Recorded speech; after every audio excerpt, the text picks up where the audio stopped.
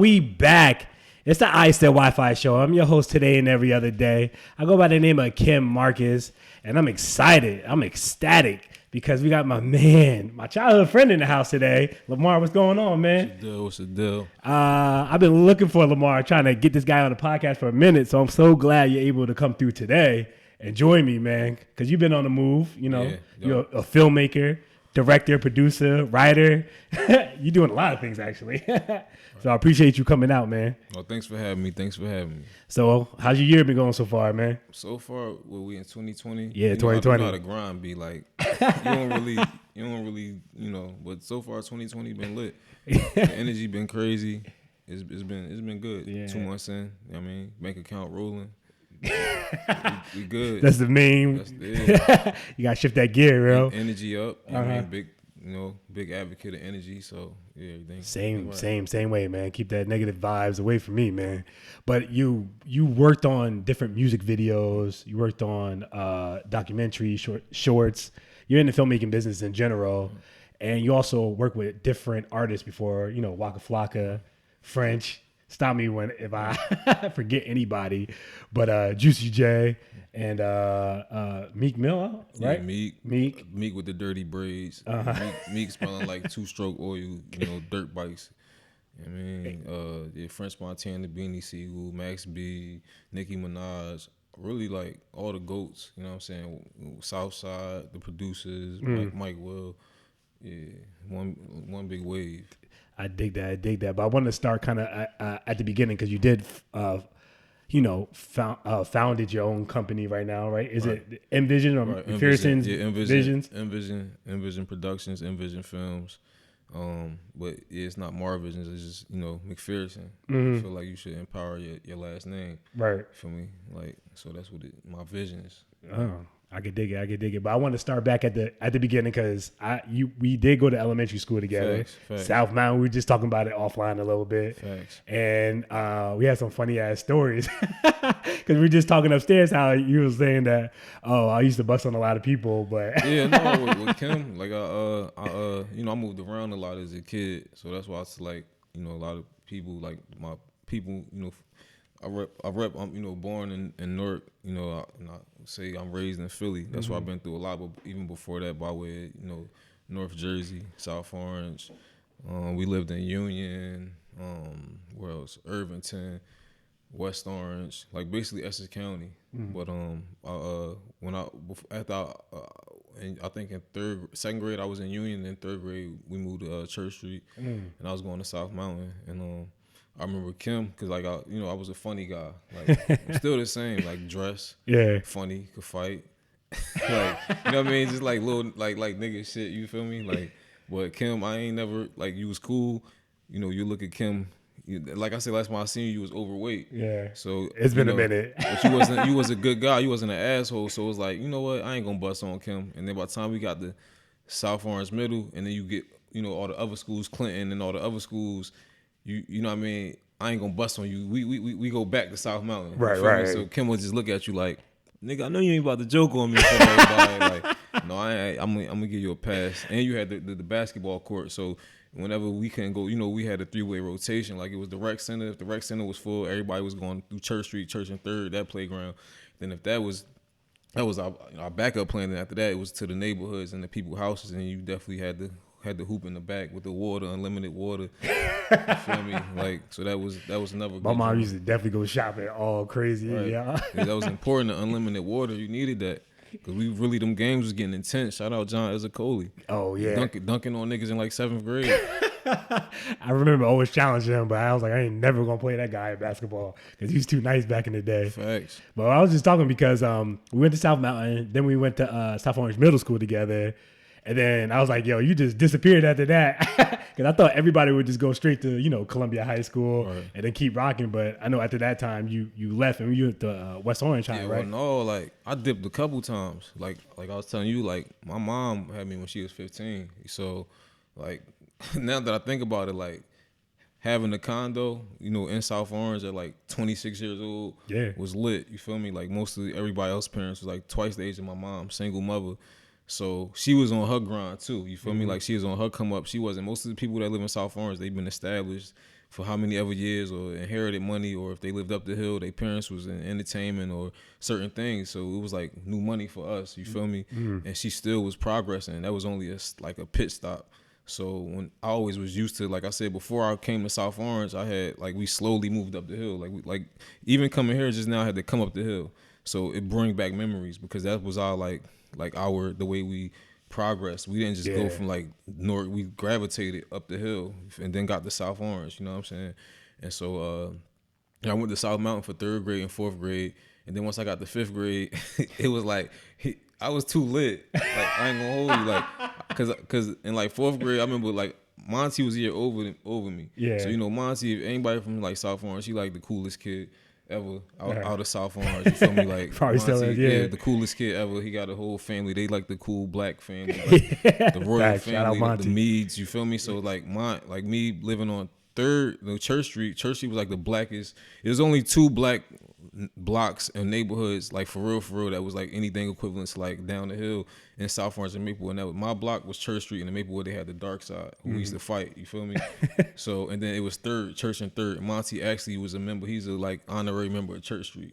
So he went to South Mountain. So when I first went to South Mountain, I remember just having on, like I said, my mom was like 25. She used to dress me like a mannequin. I remember having on mad Guess shit and Jordans, and Monty like, yo, he was a year over me, like, yo, you got on Guess jeans. Like, that made him want to be my friend. So like then when I was in 4th grade, I was kind of upset because all my friends went to middle school, like Feeble, all them. They was turning up. So by the time like I was in 4th grade, and I remember going to like, it was a big thing, like the at South Orange Middle, they would have those what's them Jones? What, the end of the year joints? No, like the talent shows. Oh yeah, they was big. So when I was in 4th grade, Monty took me to it, and then all the girls in 5th grade and 6th, 7th grade, like, damn, who that? And he like, that's my little cousin. He gonna be here next year. So by the time my first day at South Orange Middle, I was lit. You feel me? Like, I be thinking my memory is sharp, but your joint is like crystal clear right now. Visions, bro. Yeah, I'm visions, like for a reason. Like my vision is there, and I always like you know, photographic memory. That's another that's thing. what it seemed like. Yeah, photographic memory. But I remember just getting lit, and then like I said with my mom, my family is like Newark royalty. You feel me? Like all we had was people who either sold drugs or used drugs. Like I come from a real Newark family, like that really do their thing, and my mom just didn't want me going down that path. So anytime, you know, her trying to, you know, level herself up and be a single parent is hard raising a boy. So, you know, anytime it looked like it was distraction, she would just try to, you know, stay clear of that. But like when I got to 5th grade, I was bugging out. My grades was terrible. I never really liked school. I was just like being fresh. Me neither, yeah. I was bugging out. And then so in 5th grade, I stayed in South Orange, but I went to school. She took me out, and I went to school. In 6th grade, I went to Mount Carmel in Orange. It was a Catholic school. You know, shout out all my Haitians, everybody over there. Like I went there in 6th grade, and then in 7th grade, my mom moved to Michigan. You know what I'm saying? And I went there. I had a going away party in 7th grade, but then it got a little, you know, like a little not rough, but a little out there. And my grandma still lived on Church Street, so my mom had moved me back, and I lived with my grandma, which was lit. You feel me? And that's when I came back to South Orange for 8th grade. That was 8th grade? 8th grade, yeah. That's crazy. I didn't know you dipped out so many times and came back. I dipped a lot. It always felt like you was there. So after that, we graduated from South Orange Middle School. I graduated from South Orange Middle. And then you went to West Orange, right? Yeah, for a little bit. So what happened was I graduated from South Orange Middle, and my mom, like, she always had these strategies of like moving somewhere weird, like really, you know what I mean? So she just explained it to you. She just, you know, we about to we moving the strap, but I'll be excited because I like new shit. Yeah, like I'm even to this day I'm adventurous. Like I don't, wherever you put me at, I'm gonna just turn up. You feel me? Yeah. So I'll be like, you know, then sometimes I'll be at, you know how I know y'all probably went through this at Columbia and South Orange. Sometimes like you get tired of the people. Like I wish I could just go here for a day, but you're not because your parents live there. You know what I mean? But my mom like come home. She's like we about to move to Stroudsburg, Pennsylvania. So I'm like, all right, cool. And I kind of was familiar with that because Khalid, rest in peace to him, that was my boy.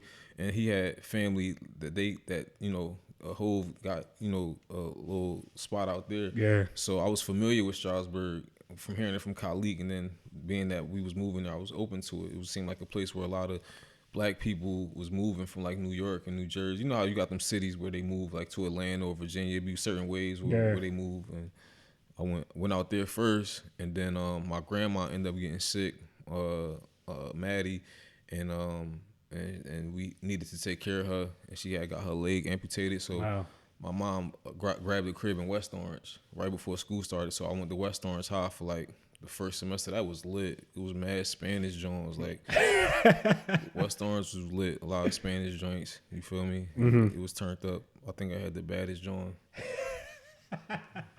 And then after you moved to West Orange, you moved out to the Philly area, right? Yeah. So what ended up happening was like my mom, like I said, when we was in South Orange, I think at the time she was.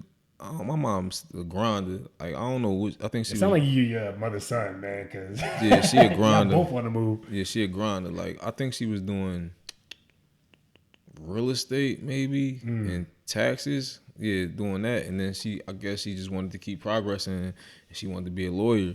So it was time to go to law school, you know, and that was part of the move to Michigan. And then it was like time to go fulfill your career, and it was like I remember her coming back. I remember at West Orange, it was like I was doing good in sports, but like I ain't gonna lie, the New Jersey school system was it's like tough in a way. I feel like what I mean. It's like even if you in like Newark or inner city school, you still get that New Jersey curriculum. It's a good curriculum, and I was having trouble with it at West Orange, and the thing wasn't going good. I don't think I would have been able to continue to be eligible to play football. Right. So my mom one day she was just like, we gonna move.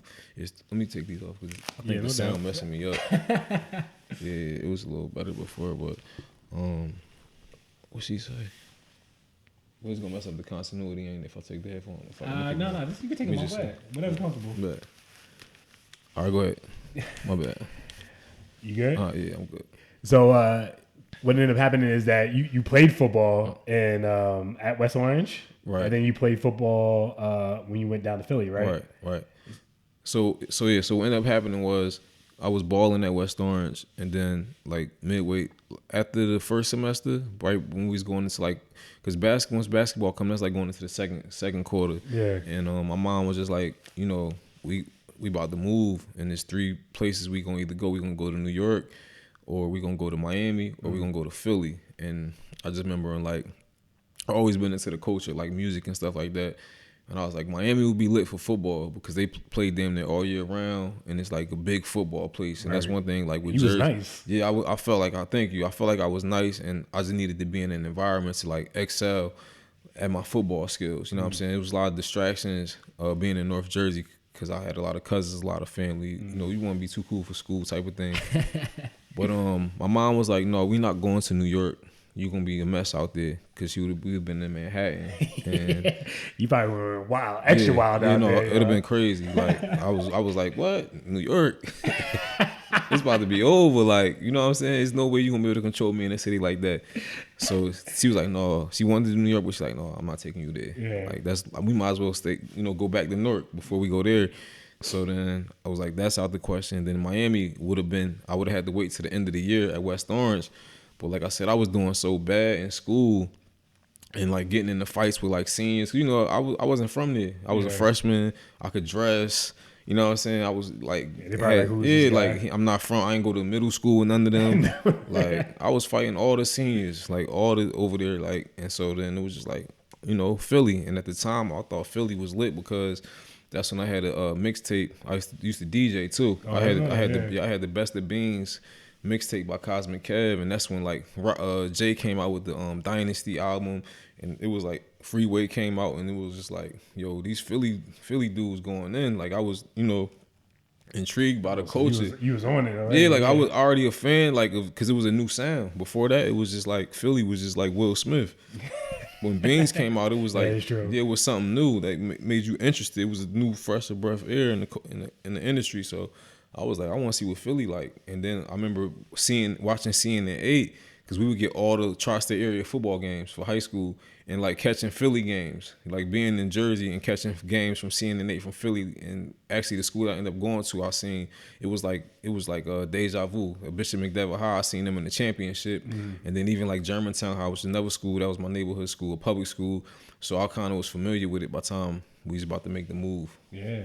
Dang. So I was going to ask you, like, how was it adjusting to the culture of Philly? But did you feel like it was like an organic thing for you because you was kind of in touch with it? Philly was different. Like Philly, a place where like people don't move there. Like you from there and you move out of Philly. You know what I'm saying? A lot of people, they don't be moving into Philly unless they like going to college, Temple, or and then they go back home. But yeah, it was lit. Like it was lit. Like I did 2 years in ninth grade. You know, that's how lit it was. You know what I'm saying? Like real rap. You said 2 years in ninth grade? I did ninth grade twice. Let's run that back again because it's so lit. Yeah, I did 2 years in ninth grade because like when I first got to Philly, it was before like social media and all that. It's like when like you was where you was from. Like you could tell somebody from Newark, Amavi's, Gores, North Face. You could tell a boy from Philly, Dickie suit, beard. You know what I mean? Like you could tell somebody like. So I stood out. You feel me? And Philly, aggressive city. You know what I'm saying? And my mom really couldn't, like I said, like South Orange, she would try to move me from Newark, keep me here, move me around. Philly, you can't control it. It's like you going to school, it's before you even get to school, it's like 5 different wrong things you could do. You know what I'm saying? Like just to get, you know what I'm saying? So like at the time, when the way my mom, her mindset was like coming out of Jersey, parents in Jersey feel like, say your parent in EO or something like that, you just trying to get the money up to get the address to get your kid to go to that school in that township. That's the goal. Like, okay, if I move to Springfield, we got the address, my kid go to Springfield High. Right. You know what I'm saying? In Philly, I don't care if you live in a nice part, like it's all entrenched. So you could think that you moving, it's one big city. You know what I'm saying? Like you moving out, like if your district, if it's a projects in your district, you going to school with the project babies. Yeah. You feel me? And us not, like I said, with us going to Philly made me grow up and be a man because I didn't have, like I said, in Jersey, I had cousins. I had family, like my family, they name rung bells. I had people anywhere I can go. And you got to depend on yourself a little bit more. There was like, you ain't no going to get your cousins. Ain't no like you running back, you know what I mean? People from Jersey not about to take that whole ride. You feel me? Like accept the dream. Yeah, like you gotta just hold it down. You feel me? And that's what I think helped me being with a director. Like I'm like a chameleon. Like I could blend. And I didn't realize it, but I've been doing it since early on. Like just blending and relating to people. But you're coming to Philly at first, it was different, but it was always the one. I like the streets. You know what I'm saying? I like getting the subway to school and niggas battle rapping and you know what I'm saying? Like so you was enjoying it. Yeah, it was crazy for my mom because like I ain't gonna try to burn it out because these stories is crazy. But I remember like first like where we lived in Uptown and in Chestnut Hill Village. That's like I said, my mom don't she move out and get nice shit. Like that's where people in Philly, like if you in the trenches and you move up, you know what I mean, or you doing your thing, you go get you a condo in Chestnut Hill. Like that's where we started. But the neighborhood school, Germantown, you feel me? So I remember us like going to register, and I'm knowing Germantown like that's like West Side in Newark. It's like to compare, it's like a trench school.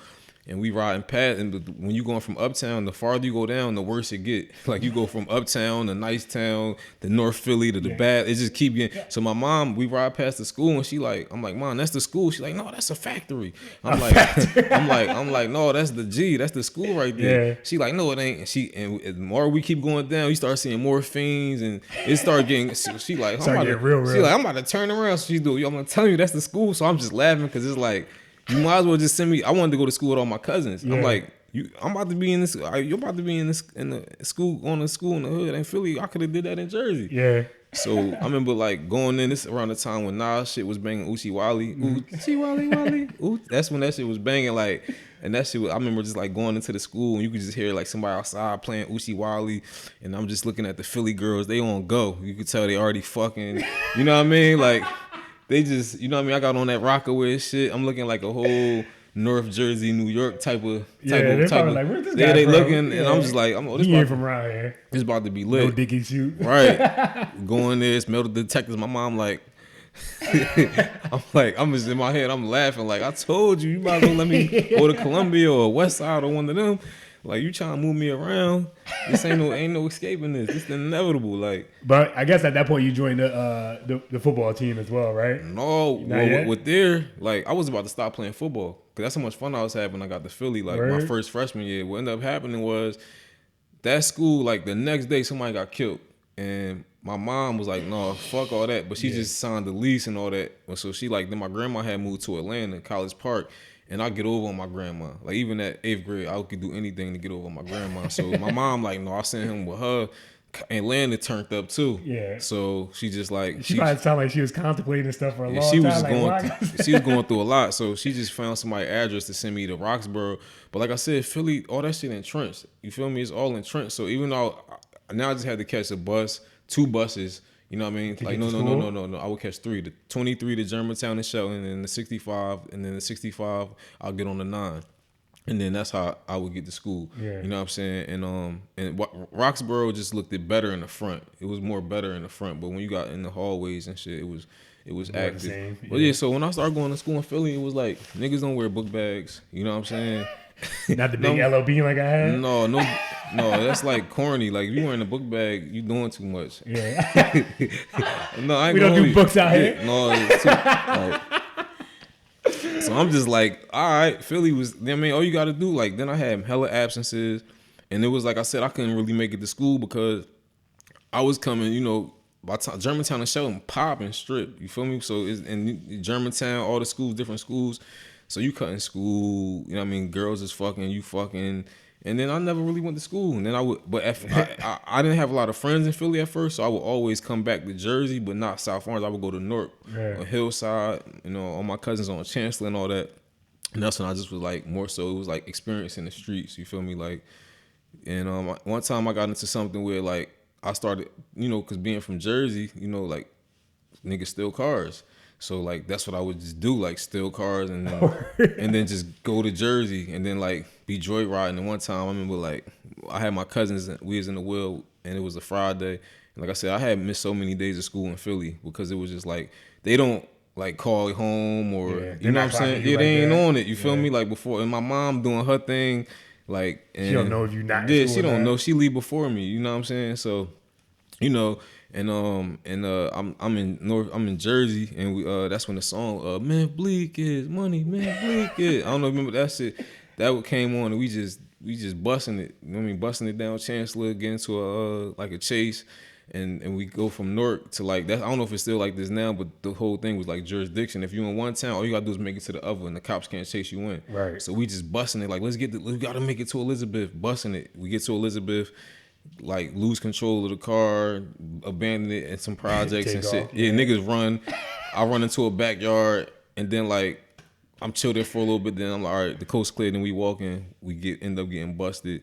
So I'm at the youth house or whatever. And then my mom, like I said, this was like, in New Jersey. So she had to come to New Jersey. Yeah, so she had to come to Jersey, and it's like she trying to move me away from this. This why I couldn't go to Columbia because it's too close to Newark. It's too close. I would have been wilding. You feel me? But I can only imagine what your mom was thinking when she had to come all the way up to New Jersey to get that call. Yeah, she came up, and that's when it was like I felt like that was a crossroads for my life because, like I said, when I was there, I was booked with somebody who I already knew from like somebody like a big dope dude. You feel me? That was like, damn, you out in Philly? And I was young. I was like 14, 15, full of energy. Like, and I'm out in Philly, and they thinking it's cool. Like he a cool young boy. And it's like I could easily transit. I wasn't liking sports no more because I started getting too cool. You get too cool for sports. Like I'm not working out. I'm not going to practice. I'm not playing football. So that's when I felt like I was really about to transition into some serious street shit. But like I said, when my mom came to the youth house or whatever, she was crying and she just like, well, you know, she told me I paid. Matter of fact, Wayne Kells, like we used to go to this camp called ASC Contact Camp in Shippensburg. Like a lot of people from South Orange, Danny Anderson, all of us. So before I moved, the year before that, my mom had already paid for it, and shit was like $1,000. So I'm like, you know what, Mom, I'm gonna go to the camp because you paid for it. You know what I mean? But I'm not really want to play football no more. And you know, and I had, like I said, I already had missed like 60 days of school. Whew. My grades was bad. Yeah. I probably was, you know what I mean? I had gotten to some beef at Roxborough. I was going to either transfer to King or like. I don't know. My life was just in a limbo at the time. Yeah, there's a lot of things going on. Yeah, a lot was going on. And then I went to the camp. and I just was balling. Like, got right out the youth house and was killing. Like, when I got to the camp, I remember you supposed to be, it was 9th and 10th grade and 11th and 12th when I signed up, but they had changed it and made it all like one high school. Like, so it was like playing varsity. So when I was there, I was balling, like really balling. And I just remember like the coaches coming to me like, yo, your closing speed crazy. You could really go to college for free. Like, what high school you go to? And that's when I'm like, shit, I don't really know. You know what I mean? Like stuck between. I don't know. I'm multiple high schools. Yeah, I missed a lot of days. I don't know what's going on, and that's when they just like giving me a list of like Catholic schools. It was Philly popping with the Catholic schools, and I remember like being in North Jersey. I would have loved to went to Saint Seton Hall Prep or like St. Peter's or Don Bosco, but like I said, my mentality wasn't built for that at the time. Like, I was just thinking about dressing and not knowing what, like, just living. You know what I'm saying? Yeah. So now I'm like, damn, I got the potential to go to one of them schools. They're like, yeah, you can go. So I remember going back to my dorm, talking to my mom, like, yeah, mom, this white guy told me that to look into these schools that I can probably go for free. Yeah. And I'm like, she was like, well, I'm thinking it's a fluke, you know what I'm saying? But the next day I talked to her, you know what I mean? Like, when camp about to end, I get MVP and all that. And she's like, I'm about to come pick you up. And we got interviews set up with these schools. I'm like, what you mean we got interviews? She set them up already? She already called them. She hyped his shit. Because she, you know, as a parent, you don't want to give if you're a good parent, you're not trying to give your kid off to nobody else. You're trying to raise your kid. You feel me? Even if it ain't the best situations, if it's not two parents, like, that's still your kid. So I feel like my mom, you know, she never gave up on me. And like, I was like, all right, you know what? I'm going to go. I just didn't think I had the confidence for Catholic school, but I went to the interview, and then, rest in peace, Mr. Akoff. At first, they didn't let me in. He said, son, you missed like 50 days of school. There's nothing we could do for you. Like, you're a good kid. And my mom started crying because they're like, what you going to do with him? She's like, I don't know. I don't want to send him to Atlanta. If I send him to King even worse than Roxborough. Like, it's going to be a wrap. So that's when epiphany just hit me. Like I said, I got visions. I'm thinking like, yo, half of them kids at the camp, like, they parents be preparing them to go to NFL and all that. A lot of them be staying back and all that. So I'm like, I'm about to take a negative and turn it into a positive. You know what I'm saying? I'm like, if I stay back, then I'm really gonna be nice, because I'm like, nobody I didn't play in the Pop Warner systems in Philly, so then nobody gonna know I stayed back. Yeah, I'm just gonna look like a savage, and now I got the game figured out. So I was like, so you figured that out as like that young? You like, I'm gonna just. I just thought about it in my head, because I remember being at the camp. Matter of fact, I was using it as an inside, like being sarcastic. When they asked me what grade I was in, I would just say I'm going to 9th, because I knew I was gonna have to stay back. Yeah. So it made me that much, like, that's what made me my stock go up more, because it's like, damn, I'm really like supposed to be going to 10th, but now that I'm supposed to be going to 9th, it's like a prep year. Yeah, it's almost like a fresh start too. Yeah, fresh right? start. So I'm like, that shit hit me, and I'm like, yo, Mr. Akoff, I got a question. I'm like, what if I stay back? He like, that might can work. So he said, you willing to like stay back and redo 9th grade? And my mom looked up, she stopped tearing or whatever, getting excited. I'm like, yeah, I'm willing to do that. He like, all right, well, we'll wait for a call. We'll be giving you a call in a week. And that's when they let me into the school, scholarship. And that's when, like, I feel like that was a pivotal. Yeah, you start balling out. Yeah, like as a freshman, like probably the second freshman in history, that's like a prominent Catholic school, you know what I mean, to play varsity, you know what I mean, and you stayed there. You played football all 4 years there. Yeah, I played varsity. Like, that's when I just started like, that's when I learned how to focus and have a goal and like attack it and focus, and like, because it was all legit, everything was legit, and I just, like I said, I would play football. And like I said, it kept me, like, I used to pray to God, like, I just keep me focused, you know what I'm saying? And it was like I said, for Philly, like I said, I never really, at that time, I haven't did no street stuff in Philly. I would be going to school in Philly and then come to Jersey and do all my street shit. Right. So now it's like, I'm too busy to even go back to be with my cousins, or that's why, like, when I never, even with Columbia, I never went to like parties and stuff. I was locked in. Like, I knew that as 9th grade, I got mail from Miami. Like, I knew that I was nice. Right. And I knew that that's the first time that this was something that I was legitimately good at, that was like positive. You know what I'm saying? Yeah. So then you ended up going to, you accepted an offer from Syracuse. Was that your only school that you was kind of looking into? It was multiple schools. So what ended up happening with that was, like, Syracuse was like my, like, wasn't even a pick that I had thought of. You know what I'm saying? It was like, I wasn't even thinking about Syracuse. Going into my junior year, like, it was gonna be a big year for me. I was ranked. I had already got invited to the international the Nike Combine. You know what I'm saying? Oh, that's what's up. I've been going there since a sophomore. I was the 110 hurdle champion in Philly. Like I was about to take off. Oh, you balling, yeah. I was doing my thing, and I had it was a game against Cardinal Doherty, and I was like going for the city record. I think I had like 230 rushing yards already in the second quarter, and going for like my 5th touchdown. And like this the year that like the ankle brace was installed, the low top cleat with the ankle brace, and I like went to go truck somebody. I trucked him, and instead of like running out of bounds, I'm like aggressive back. I tried to keep running and like dragging him, and then somebody come hit me from over top, and like my leg get caught, and the brace like had my ankle stay when I broke my fibula, my shit snapped. Ooh. And like Did when you feel it at the time? I knew it. Like I tried to stand up, and it felt like my leg, like my ankle was hanging off, and it was just burning, and I just was like, damn. You know what I'm saying? Because I just was like, I feel like I said my aunt jinxed me because we just talking about how I've been playing all these sports and never had an injury. And it was crazy because like that night I was scheduled to go to an unofficial visit at Maryland. At the time, my top picks was Maryland, Michigan State, and Miami. Oh, like I really the big D1. You know what I'm saying? And so that was like also my first taste of business. How like people don't really care about you. It's how much they could use you, and you can't take it personal because that's why it's called business. Right. You feel me? So I'm sure they heard about your injury. So yeah, like so when the coach called my phone, I'm like, you know, coach, blah blah blah. You know, I'm not gonna be able to make it tonight. You know what I'm saying? Or maybe it was probably the next week. He's like, what happened? I was honest with him. I'm like, I broke my fibula. He like, you broke your fibula? Did you tear ligaments? I'm like, yeah. I ain't know the lie. You know what I'm saying? And then his voice just changed. He was like, all right, we gonna be in touch with you. Yeah. And then it was just like, my stock just, you know what I'm saying, I could feel my stock going down, and like coaches couldn't lie to me because like shout out my boy Mike Brown. You know Mike Brown? I heard Mike Brown. Mike Brown was like a star like before, like I wasn't a star, you know what I'm saying? Like I was like a kid who just started playing football, but like Mike Brown, like father, like probably had him in like NFL Pampers and shit.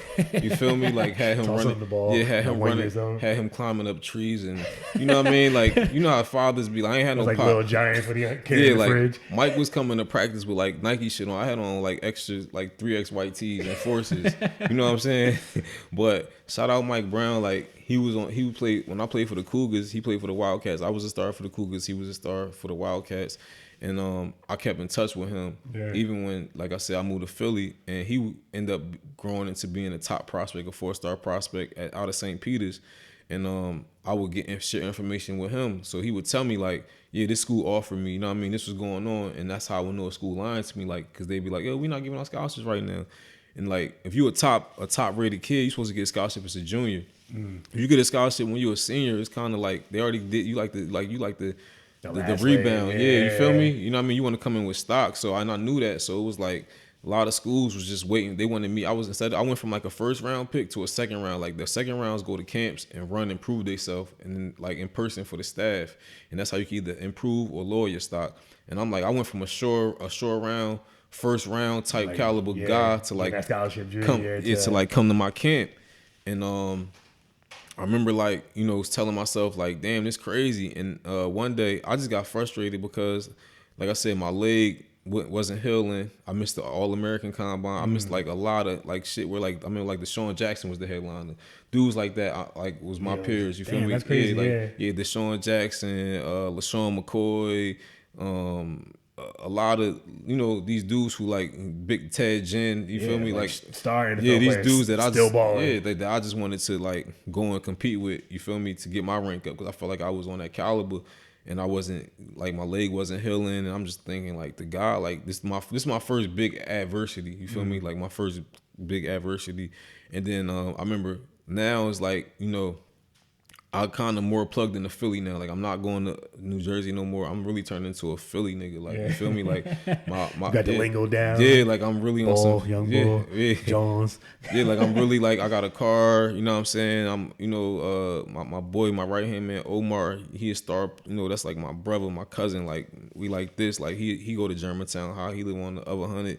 He a star there. You know, and you know, we doing what we do on the field, off the field. So once football wasn't rolling, it was like, all right, you know, like, and what's the point? I only went to Catholic school to play football. Right. I ain't go there for education. So now it's like I'm getting distracted, you know, and I'm doing other stuff.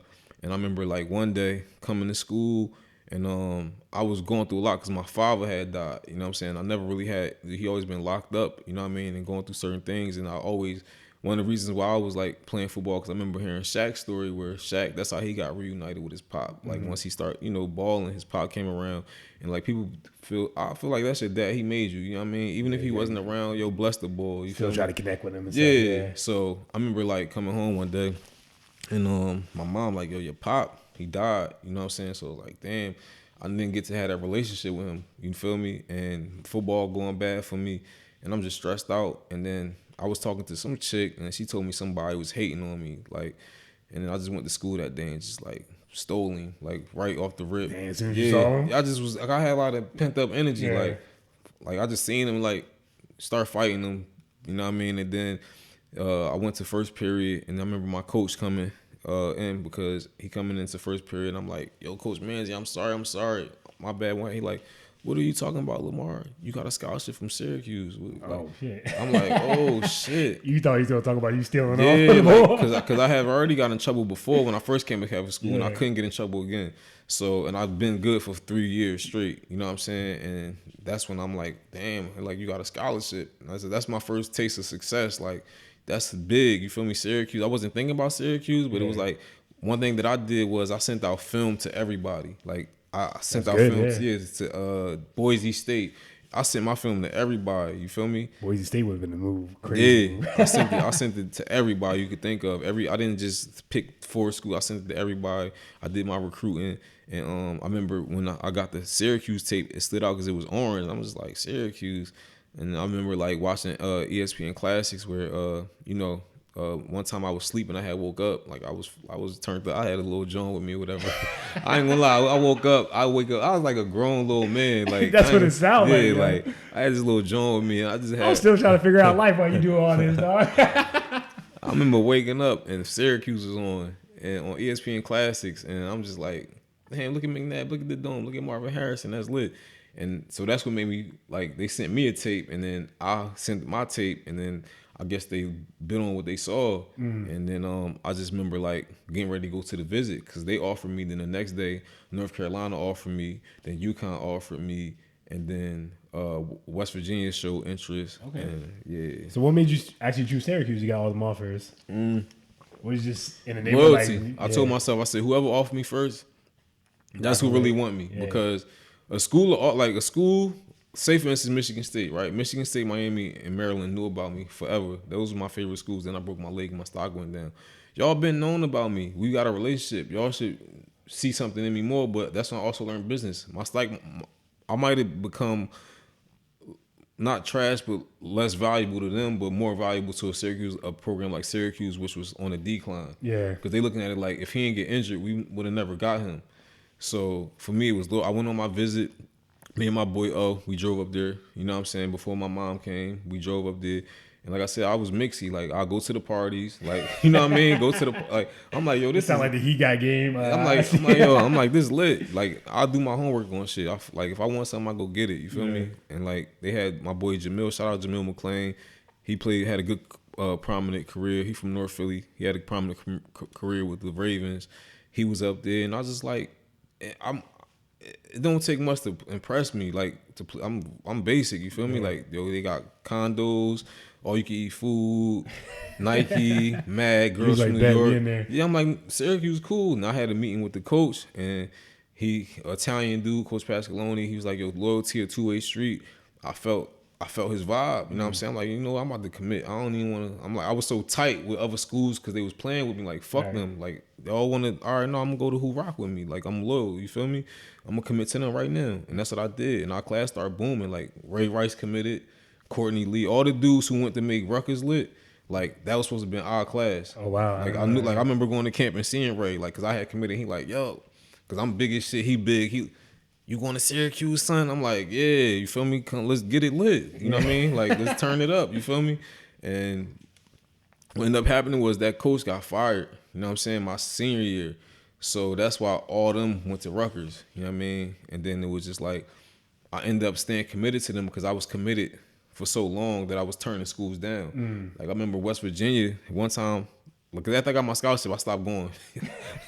Like, there was no point no more. I got a scholarship. My mom, like, yo, mom, you can't say nothing. Job done. You don't got to pay for college. Yeah. You feel me? Like, whoever Like, thought. I ain't go to school. Yeah. So I remember one time West Virginia. I'm at the crib chilling once again with a chick, and then this one we had before. Like, that was like playing video games like this whole time. I stayed wiped up, like doing me, like I'm chilling.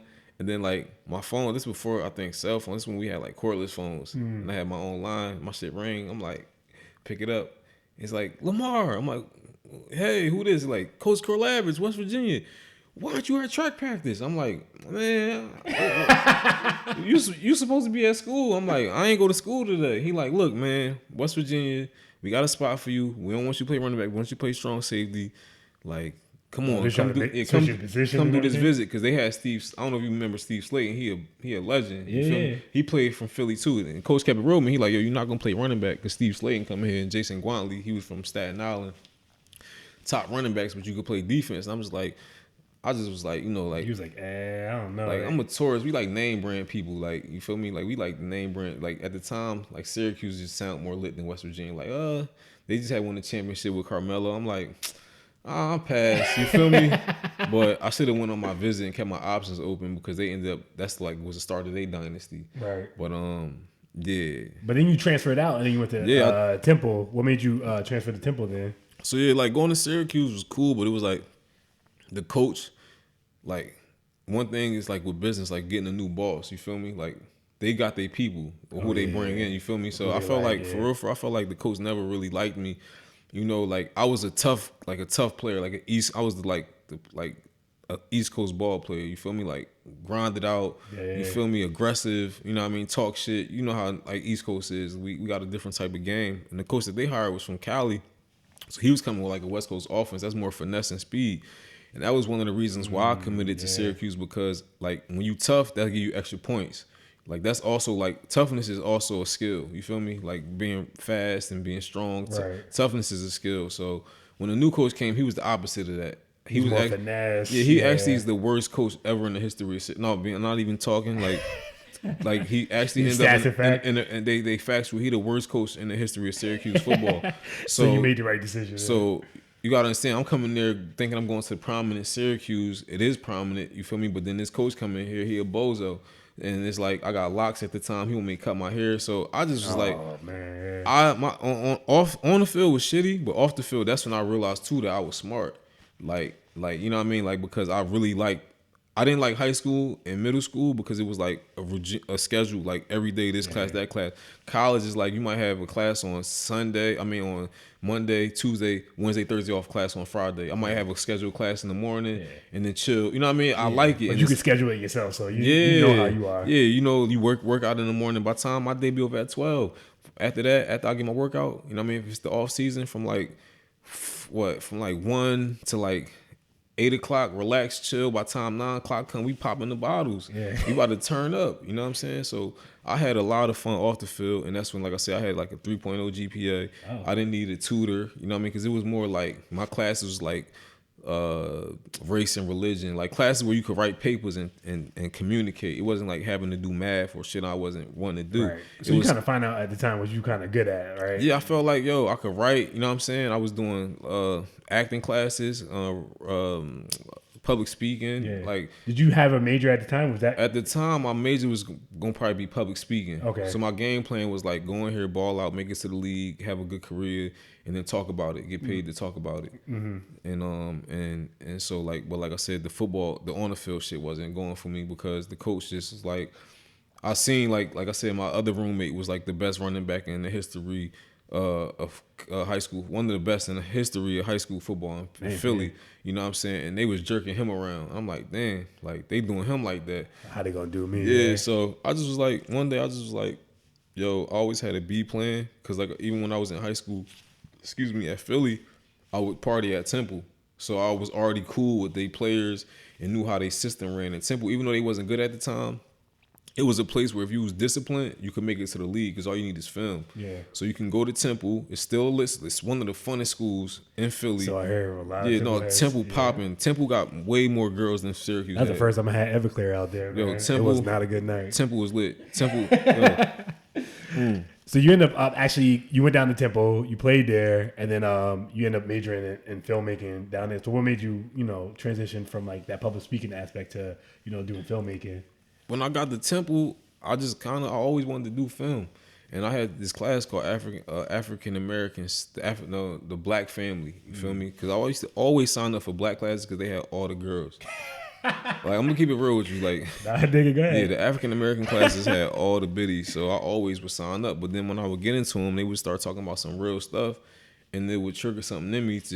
And I would show flashes of like, being smart. Yeah. You know what I'm saying? like, wait, I'm on to something. Right. And I had took the African American, the Black families class, and we had to do a project on what was it on? It was on something that break up the Black community. Mm-hmm. So my topic was crack, and I asked, it had to be like a 10-page paper.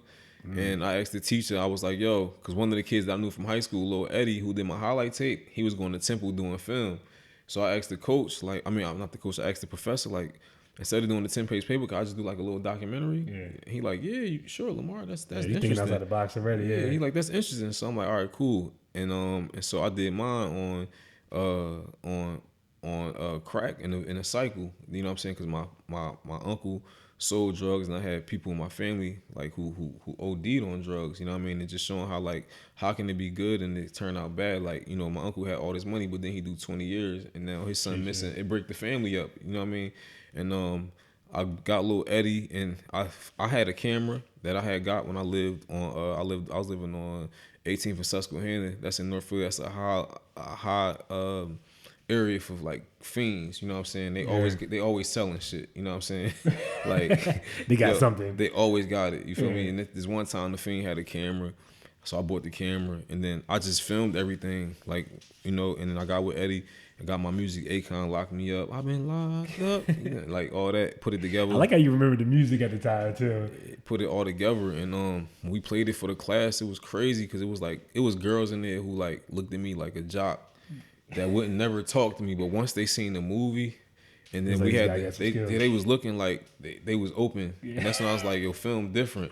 And then the professor just was like, yo, you should really think about doing film because you got a voice. And then it was time to pick a major, and I just seen like a lot of dudes doing criminal justice, and I was like, business and stuff. Yeah, like that, yeah. I'm like, yo, I want to do something that I'm really have fun doing. And so and then I realized Benny Boom went to Temple, and I seen what he was doing, so I was like, yo, I'm a major in film. Man. So you ended up graduating from Temple, and then you actually moved out to LA, right? Yeah. Talk about that decision to move out there. Is that just the melting pot of like, Hollywood and actors and filmmaking and stuff like that? No, what happened with the LA situation was like really, like I said, like all my stuff is organic and off of energy. So when I was at Temple, my student like I said, when I was a senior and we would have to do student projects, I was already like thinking ahead of time, and I was already like taking trips to New York and working with Frenchie from Brick Squad, working with DJ Lazy K in Newark, you know what I'm saying, working with Nicki Minaj. So when it would be time to come and do like show your student project, my shit was looking like industry shit already. Cause like once I started liking film, I liked it because I didn't need nobody. I didn't need a coach to put me in the game. Yeah, you could do no politics. Yourself. I could just do it whenever I wanted and put it out. And my grind, I got to grind, and I feel like ain't nobody gonna outgrind me. And you was doing this all while you was in school? Like, yeah, wow. like in the off season, so that by the time the season was over, then I can go full throttle. So I had to make a decision because I could have been training for the NFL, but I just felt like I don't feel like I did enough, like number wise, to be a top pick. And I felt like if I could have went and trained for the NFL, but I didn't think that I probably been a special team demon, going from team to team, and then after you bounce around from team, make your money, then you be depressed, and then now when you more headshots, right? Yeah. Then now when you already had hella concussions, and then now when you do have your money and you trying to figure out how to get into the industry, they finessing you out your money, because you were in the NFL. They know you had money, right? So I'm just like, I want to just hop in this shit, right now with my energy. And so my professor was like, I was really good at film. Like I'm like my projects was like deep, intense, like real life. That's what would separate me from the other kids. Like when it would be time to do a project, they go to Love Park, they go to their dorm. I would go with the junkies, the prostitutes. You know what I mean? I'm trying to give you the real what's going on. So the teacher's just like, Lamar, I think you should. It's a program that the top kids we always tell about, where you can go to LA and do an internship program, and then hopefully you get hired and you stay. So for me, I was on scholarship, and I talked to my football coach, and I didn't graduate on time. I waited, saved 6 credits, so that way football covered my scholarship. So I had a head start. So I was like, all right, I'm not gonna try out for the NFL. I'm just gonna do the internship program where they house us in Oakwood, the Oakwood condos in Burbank, right in the mix. These actresses and actors. One scholarship to another scholarship. Yeah, but you only got 2 months to turn up, because in 2 months you graduate and now you in LA by yourself. So most people goal is to get hired or they figure it out. It's like I said, for me, I picked the internship program so late. I didn't know because most football players, we just play football, we go to NFL. Or we don't go. Yeah. We're not there doing interns and thinking about, what I'm saying? We think about that shit once it's over. Yeah. And when it was time to do the internship program, most of the other kids had already got their interns. So I just went to LA and then had I'm just like, yo, this shit. I'm gonna figure it out, yo. Just ship my car out there. You feel me? And I'm gonna figure it out. I had my car shipped out there. I was in the Oakwoods in Burbank. You know what I'm saying? I had 6 bands, and I had, from Pell Grant, I was crispy fresh, so I had the look, had the car, and I'm just like, I'm gonna finesse this shit. I'm gonna make it happen. Yeah, but at that time you started working. Weren't you working with BET? You did some BET work. You did some work with World Star as well, right? So before that, when I got out there, I ain't really had nothing going. I was trying to get with, apply to interns with different Hollywood situations, but it wasn't happening for me. And it's tough out there. So I hear. And the white kids that was in my class that was my roommates was like, yo, Lamar, this is crazy because you have more work than us. Yeah. So I'm like, you know what? I already went and made my own DVD. I'm an independent. You feel me? Anything I ever got, I got it from the muscle and took it. You feel me? So I'm about to just that's why I look how I look. The kids that's at this program in Temple, they need these setup situations. I'm the type of person, I can go to the club and meet somebody. I can go and get around Nipsey. I know how to get in the trenches, and that's a wave, you know what I'm saying? So I just start hitting the streets, and I end up meeting one kid who worked at World Star, and I had a camera, and then he brought me to the building. And then I did the All-Star weekend for them and the BET weekend. Yeah. And then, and then I just started meeting plugs from there, you know what I'm saying, pulling up, looking right, you feel me? And the work good, you know what I'm saying? Shit. Yeah, the work good. I'm not scary, I'm not acting weird, you know what I mean? I'm not starstruck, you know what I mean? And then it just started going up from there. And then I remember saying to myself, I gotta get with an artist. And that's when I had been, rest in peace Nipsey, I've been was on Nipsey. I've been seeing Nipsey vision. I've been you probably out there before, people. Yeah, I was on Nipsey. I got put on through Nipsey from watching Gilly, because Gilly did a movie with him and Ben Raines back in the day. And so Gilly from Philly, that's somebody that I looked up to. You know what I mean? And so that's how I've been. If he got a song with Gilly and he from the West Coast, Gilly not just rocking with anybody. Yeah, you know what I mean? And that's how I got put on to him. So once I went out to Cali, I had in my mind, I got to get a plug with a rapper to keep my shit going. And it was, at the time, Cali was struggling. They had Nipsey, they had Glasses Malone, they had Mac 10, DJ Quick. You know what I mean? They ain't really had much. Yeah. You know what I'm saying? But I like Nipsey because I feel like he's like an East Coast rapper where I could put visuals to where you could feel his music. So I targeted Nipsey, you know what I mean? And I got in, you know what I'm saying, with Nipsey, you feel me, through Murder Baby, Lazy K. They gave me the co-sign, and then I ran up to his show, and my boy, like I said, I had homies out there from the trenches, so they put me up on stuff, and I went and did his show at the Roxy, his Louis bag giveaway. And it went good. Like I said, once I put this out and hit World Star, he gonna follow me on Twitter. You feel me? He gonna want more work, and he followed me on Twitter. And then that's when I went to the studio and linked with him when I did the one piece. Right. What was that? The off his mixtape, right? Yeah, off his mixtape. I forget the name of it, but yeah, that's when I really could have. But I could have worked with Nipsey, but I just felt like we would have clashed. So that's why I didn't work with him. You don't got a clue. Yeah, you don't got a clue. Yeah, I did that when we was actually in the studio. We was talking about doing documentary work, and that's when I was just like, I'm gonna need a budget. Like rappers don't like that. Yeah, they don't like that. When you throw the word budget, it's like you're like, it's like what's that new virus they got out right now? You said virus? What's the virus with people? Coronavirus? Yeah, that's what budget is to them. Like, you feel me? What? Try to stay away from it. Yeah, so I'm like, I believe in you, but the whole thing is I live in North Hollywood. North Hollywood to South Central is like an hour ride.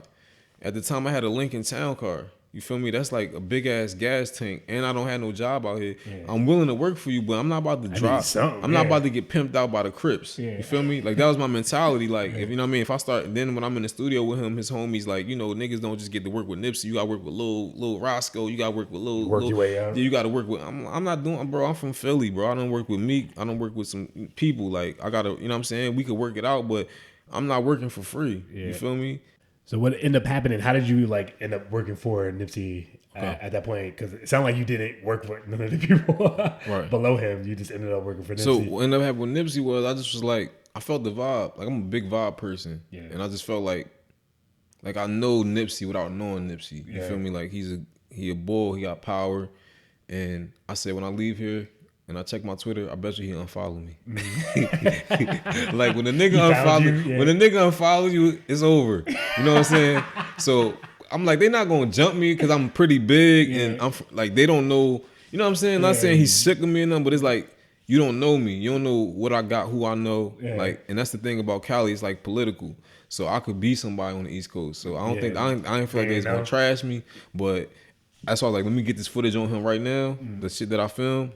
Him writing. Yeah, let me get this because it wasn't even playing. It was just me. Like, when you're an editor, you can make anything happen. I knew that my editing skills is A1. I could make fucking a burger out of shit. You feel me? Like, so I just was like, let me get this footage, had this, and put it on file because this is probably gonna be the closest I get to him. Because after this, I know he gonna be on some shit, and I'm not gonna back down from what I believe in. So I got the footage, put it on my hard drive. And what's crazy was the following week, my boy had a clothing line. My boy Daryl, he had the Blow clothing line. He was doing the merchandise for World Star. Because one thing we was always do, even though we would do day stuff, we all had our own dreams. So after we do day stuff, we'd hit the trenches and turn up. So he had a lot of plugs through the fashion game. And he like, yo, Waka about to be at the Roxy next week. Come on, yo, get us in there. Because I was already working with Frenchie. And I had already been to Waka House before. Frenchie was like a member of Brick Squad.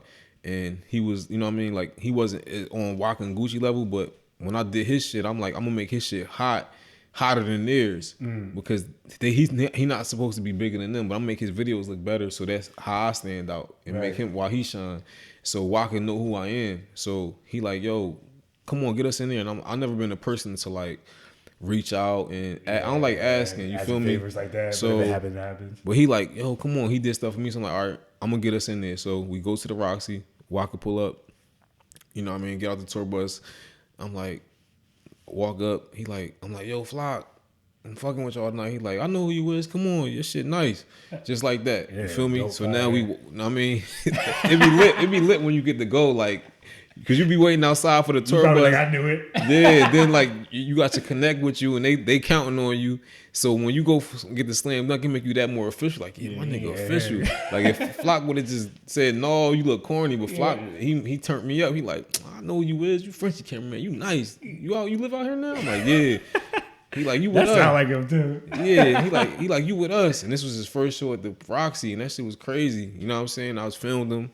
And then I remember, once again, like, I didn't get their contact. You feel me? That's another thing to all the filmmakers out there, or don't never have too much pride to not get somebody contact or Instagram. You know what I'm saying? You could reach back out. But after I did the taping, that was a Grove Street Party one. This was like Grove, like this before the video. Like this is what got me to do the video.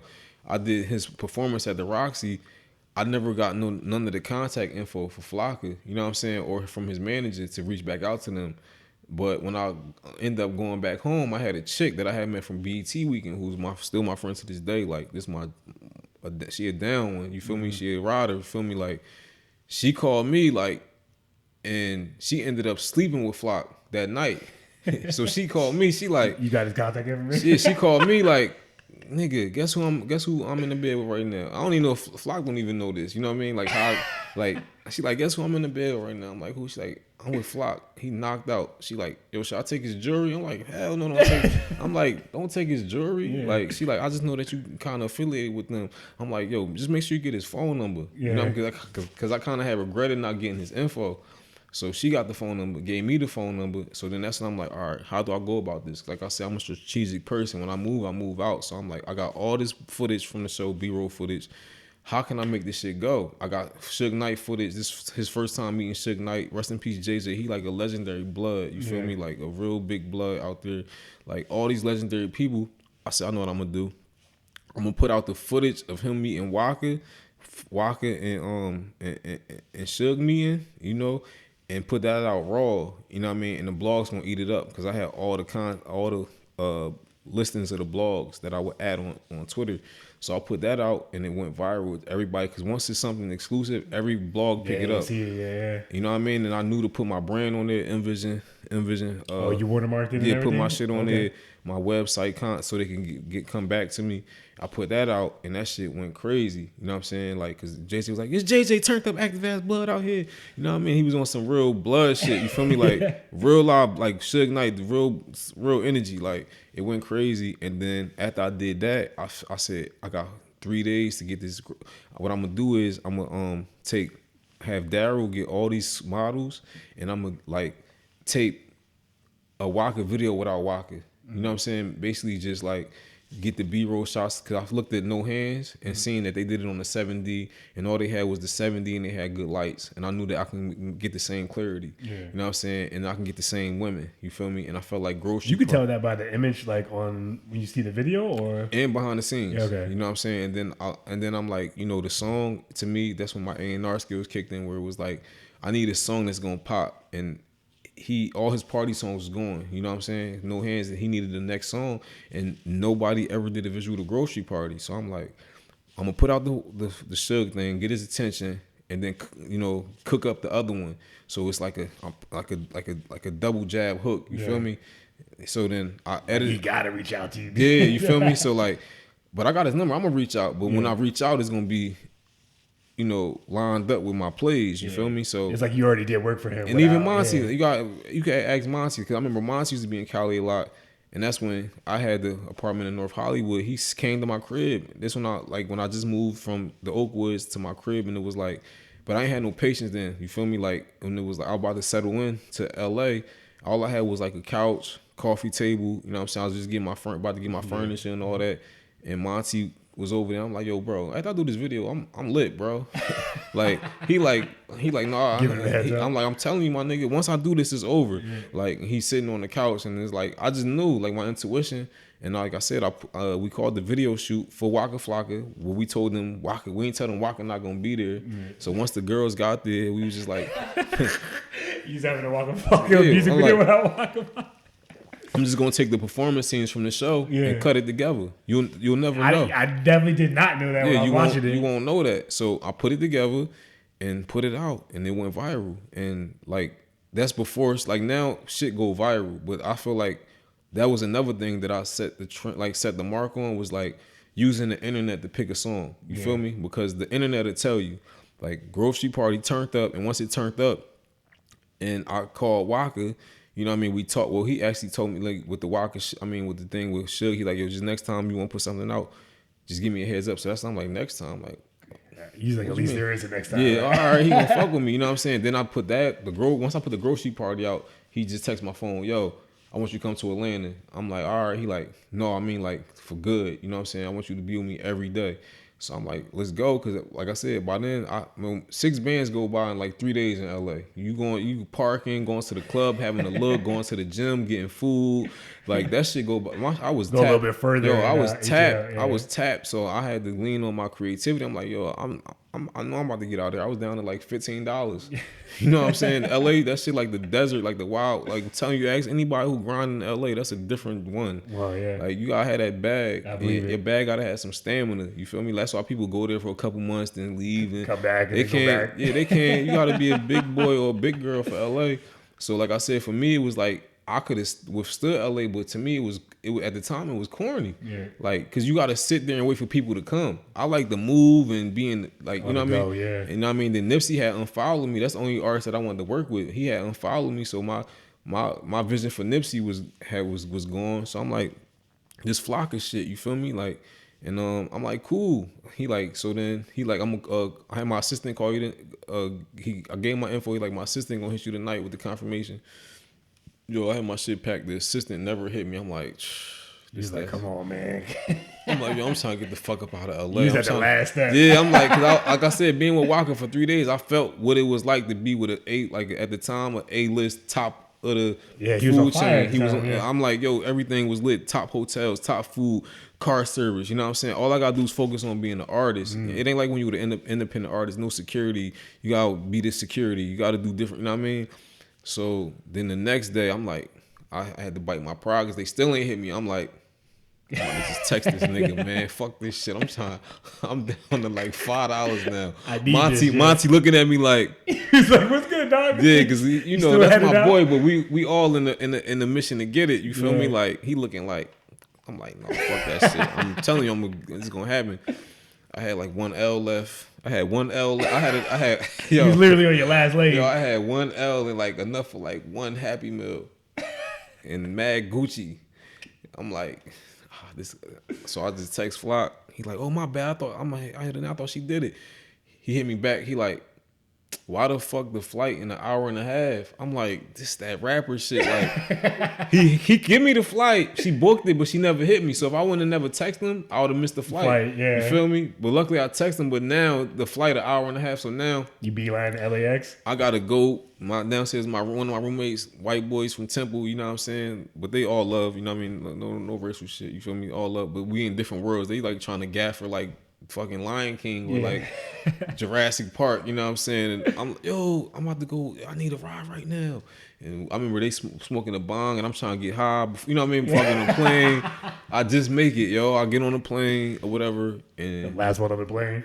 Smoke, and then it was like from there, I feel like that was the next, like how I said football, like the Syracuse scholarship, like that was the next, like that was like my pivotal moment in like building my brand. Making that flight, literally. Facts. You about to make a movie out of your life, for real. But you ended up going down to ATL. You was working for Waka, Gucci too, right? Yeah, like we had a mansion. Yeah. You feel me? We was like 23, 24 in the mansion. You know what I'm saying? Gucci, rest in peace, Slim Duncan, Flock. You know what I'm saying? Brick Squad, Southside. So you just following them around, like documenting everything? As soon as I landed, I remember Gucci and Waka picked me up in the turtle top. You know what I'm saying? They picked me up in the turtle top. And I'm just like, I've been around rappers, you know what I'm saying? You had your idea what the rap life is, but when you like with rappers and it's like, then they doing regular shit. Yeah. These niggas in a turtle top with subwoofers and they open the shit and it smell like mad loud. As soon as I get it, what up, dog? And then they go hand you a blunt. You like, you're like, oh, this is really this shit. I'm here. Like, I'm a rapper. You feel me? Like, and then we just went right to the studio. We go to the studio.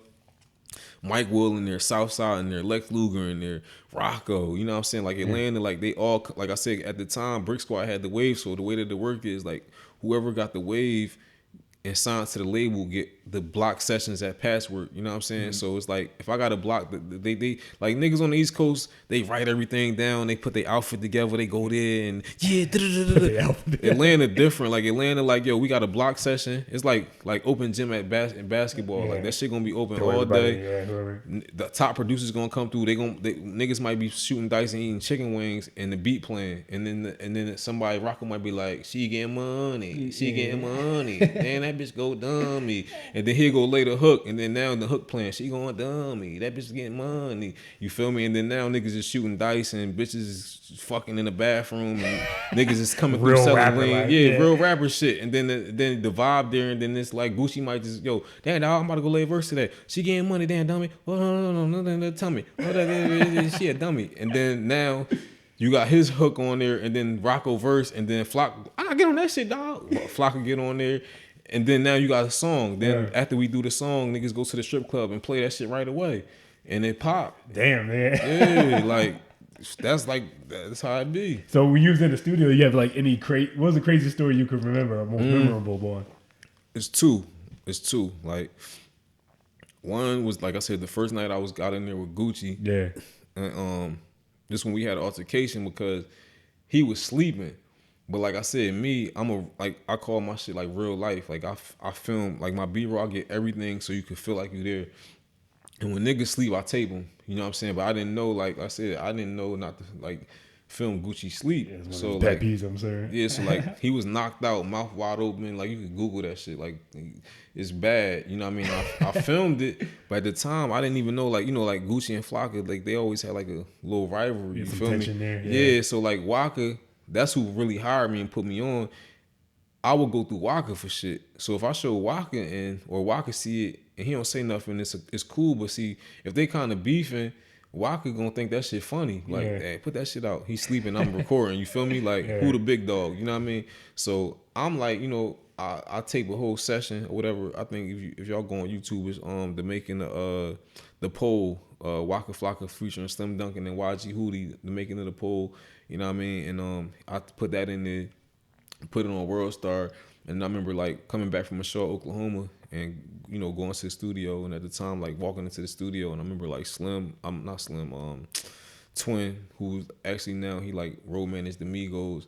I'm walking in, he like, you in trouble, dog. He was you tight. in trouble, dog. Guap is mad. But that shit was funny. I ain't gonna lie. That shit was funny. Like, I'm like, what? Like, not going to the studio, and then Slim Duncan looking at me, and then Gucci like, damn, dog, I know you my friend, dog. We supposed to been friends, dog. I'm like, what I do? He like, that dog, you take me sleeping, dog.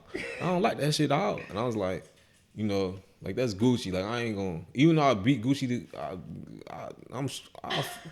get Gucci that. He the OG though. You feel me? Yeah. I definitely get Gucci to work, but he the OG. You know what I'm saying? Like, you know, I just took it. You feel me? And then Flock was just like, yo, just don't do this session right now. I'm gonna talk to him. And like Flock like cleared it out. Like, yo, he like a real good filmmaker. Everything he do is real. Vouch for you, yeah, like it's real. Like, you know what I'm saying? Like he wasn't just trying to be funny. He wasn't trying to be funny or trying to, you know what I'm saying? And if you even look at Gucci on the Breakfast Club, one of his like interviews, he talk about that. Yeah. Like cameraman. So that was like one of that right there. And then the next one was being in the studio with Cat Williams and Suge Knight. Oh yeah. Because Suge used to always be around Brick Squad. So it was like, for me, I'm not scared of nobody, but you heard so many stories about Suge. We heard a lot of stories about coming Suge, up. Yeah. It's like being in the studio with him, you don't know what to tape. And then Cat Williams, you know he a funny guy. So I remember I went to go like, because I'm known for being aggressive, the guy that's not scared to do nothing. Yeah. So I'm like, once I see that I'm in the studio with Suge and Cat, I feel like to myself, I got to keep that same energy or everybody going to start teasing me from Brick Squad. So I'm like, all right, I know that like, if you going to put the camera in DJ Khaled face, shit, put the shit in and Suge the same way. You know what I mean? So I remember even Cat Williams, and he was about to bust on me, and I'm like, oh, I can't have Cat Williams. He funny, you know what I mean? But that was like another funny, like a moment, like being in this, like just like funny for me because it was like a little nervousness. You know what I'm saying? Being with Suge. So you went on tour with them as well? Yeah, we toured. We definitely like went on tour. You know, we lived in Atlanta, but we never was home. We always was touring, doing shows, and in between doing videos. Yeah.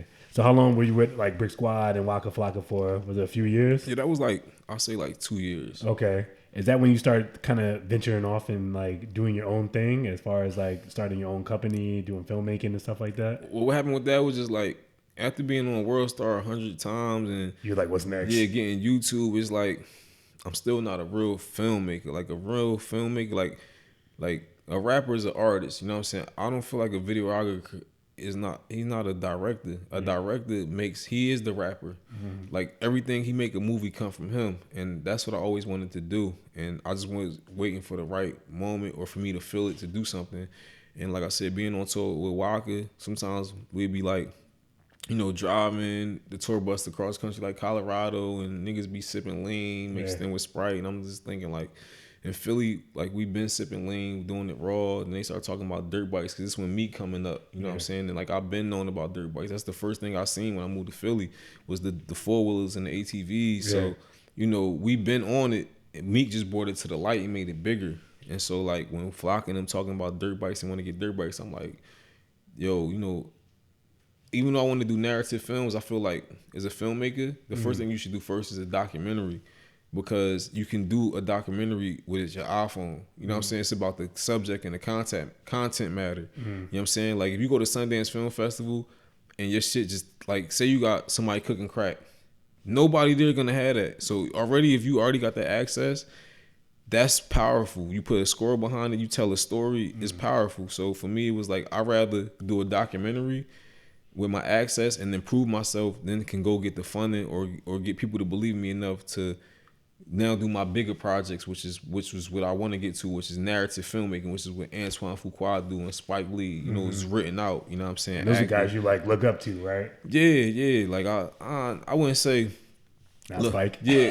I wouldn't say look up to them, but like respect them. You Right. feel me? And respect what they did. You know what I'm saying? And you know, I definitely got a lot of, like I met both of them before. You know what I'm saying? Like Spike Lee, I met him at Temple. He actually threw my first. Like I gave him my first. I was like, yo, Spike, this is my first documentary. This is my documentary. I want you to check it out. He looked at me, nigga, threw this shit. Like he took it, and then I knew he threw that shit. Rough week he just took it because when he looked at me, I looked at mad aggressive. Like, nigga, you better take this shit. Like he took it, and then that happened. And then, like I said, what he did with it. Yeah. Antoine Fuqua was doing the Affleck commercial, and I had a plug when I was living in LA who was like, yo, I'll get you on here to PA. He's like, just don't go talk to him. Yeah. So was this your short you was handing out? Like this was like, and the thing is too, it was shitty. It was like my first documentary called The Poor Man Drug. You feel me? It was a good content matter, but like I hadn't to perfect my craft. So, you know, but that's how I had ended up, you know, meeting them and like even Antoine Fuqua. I was on the set as a PA, and I just was like, you know, in Hollywood they be like, don't talk to the director, don't. And I'm just like, don't try yo, it. he a human. He from Pittsburgh. He black. He's gonna rock with me. And I just like walked up through everything. They like, I'm like, yo, bro. You can feel the eyes on you. I'm like, yo, I'm from Philly. I'm rocking with your movies. You know, like Training Day lit. He got the other Army one. You know what I mean? I just want some advice because I don't know. A boss not gonna put you on. You know what I'm saying? You got to put yourself on. Yeah. I feel like people are always ready to give that free advice anyway, no matter who they are. They're like, hey, I got some gems for you. So is that when you founded your company, like McPherson? So that I actually founded that. I've been had that like in 2011 when I was living with Waka and Undead. Okay, and so I already started it. Yeah, because somebody just reached out to me like, you know, like, yo, your work fire, you need a website.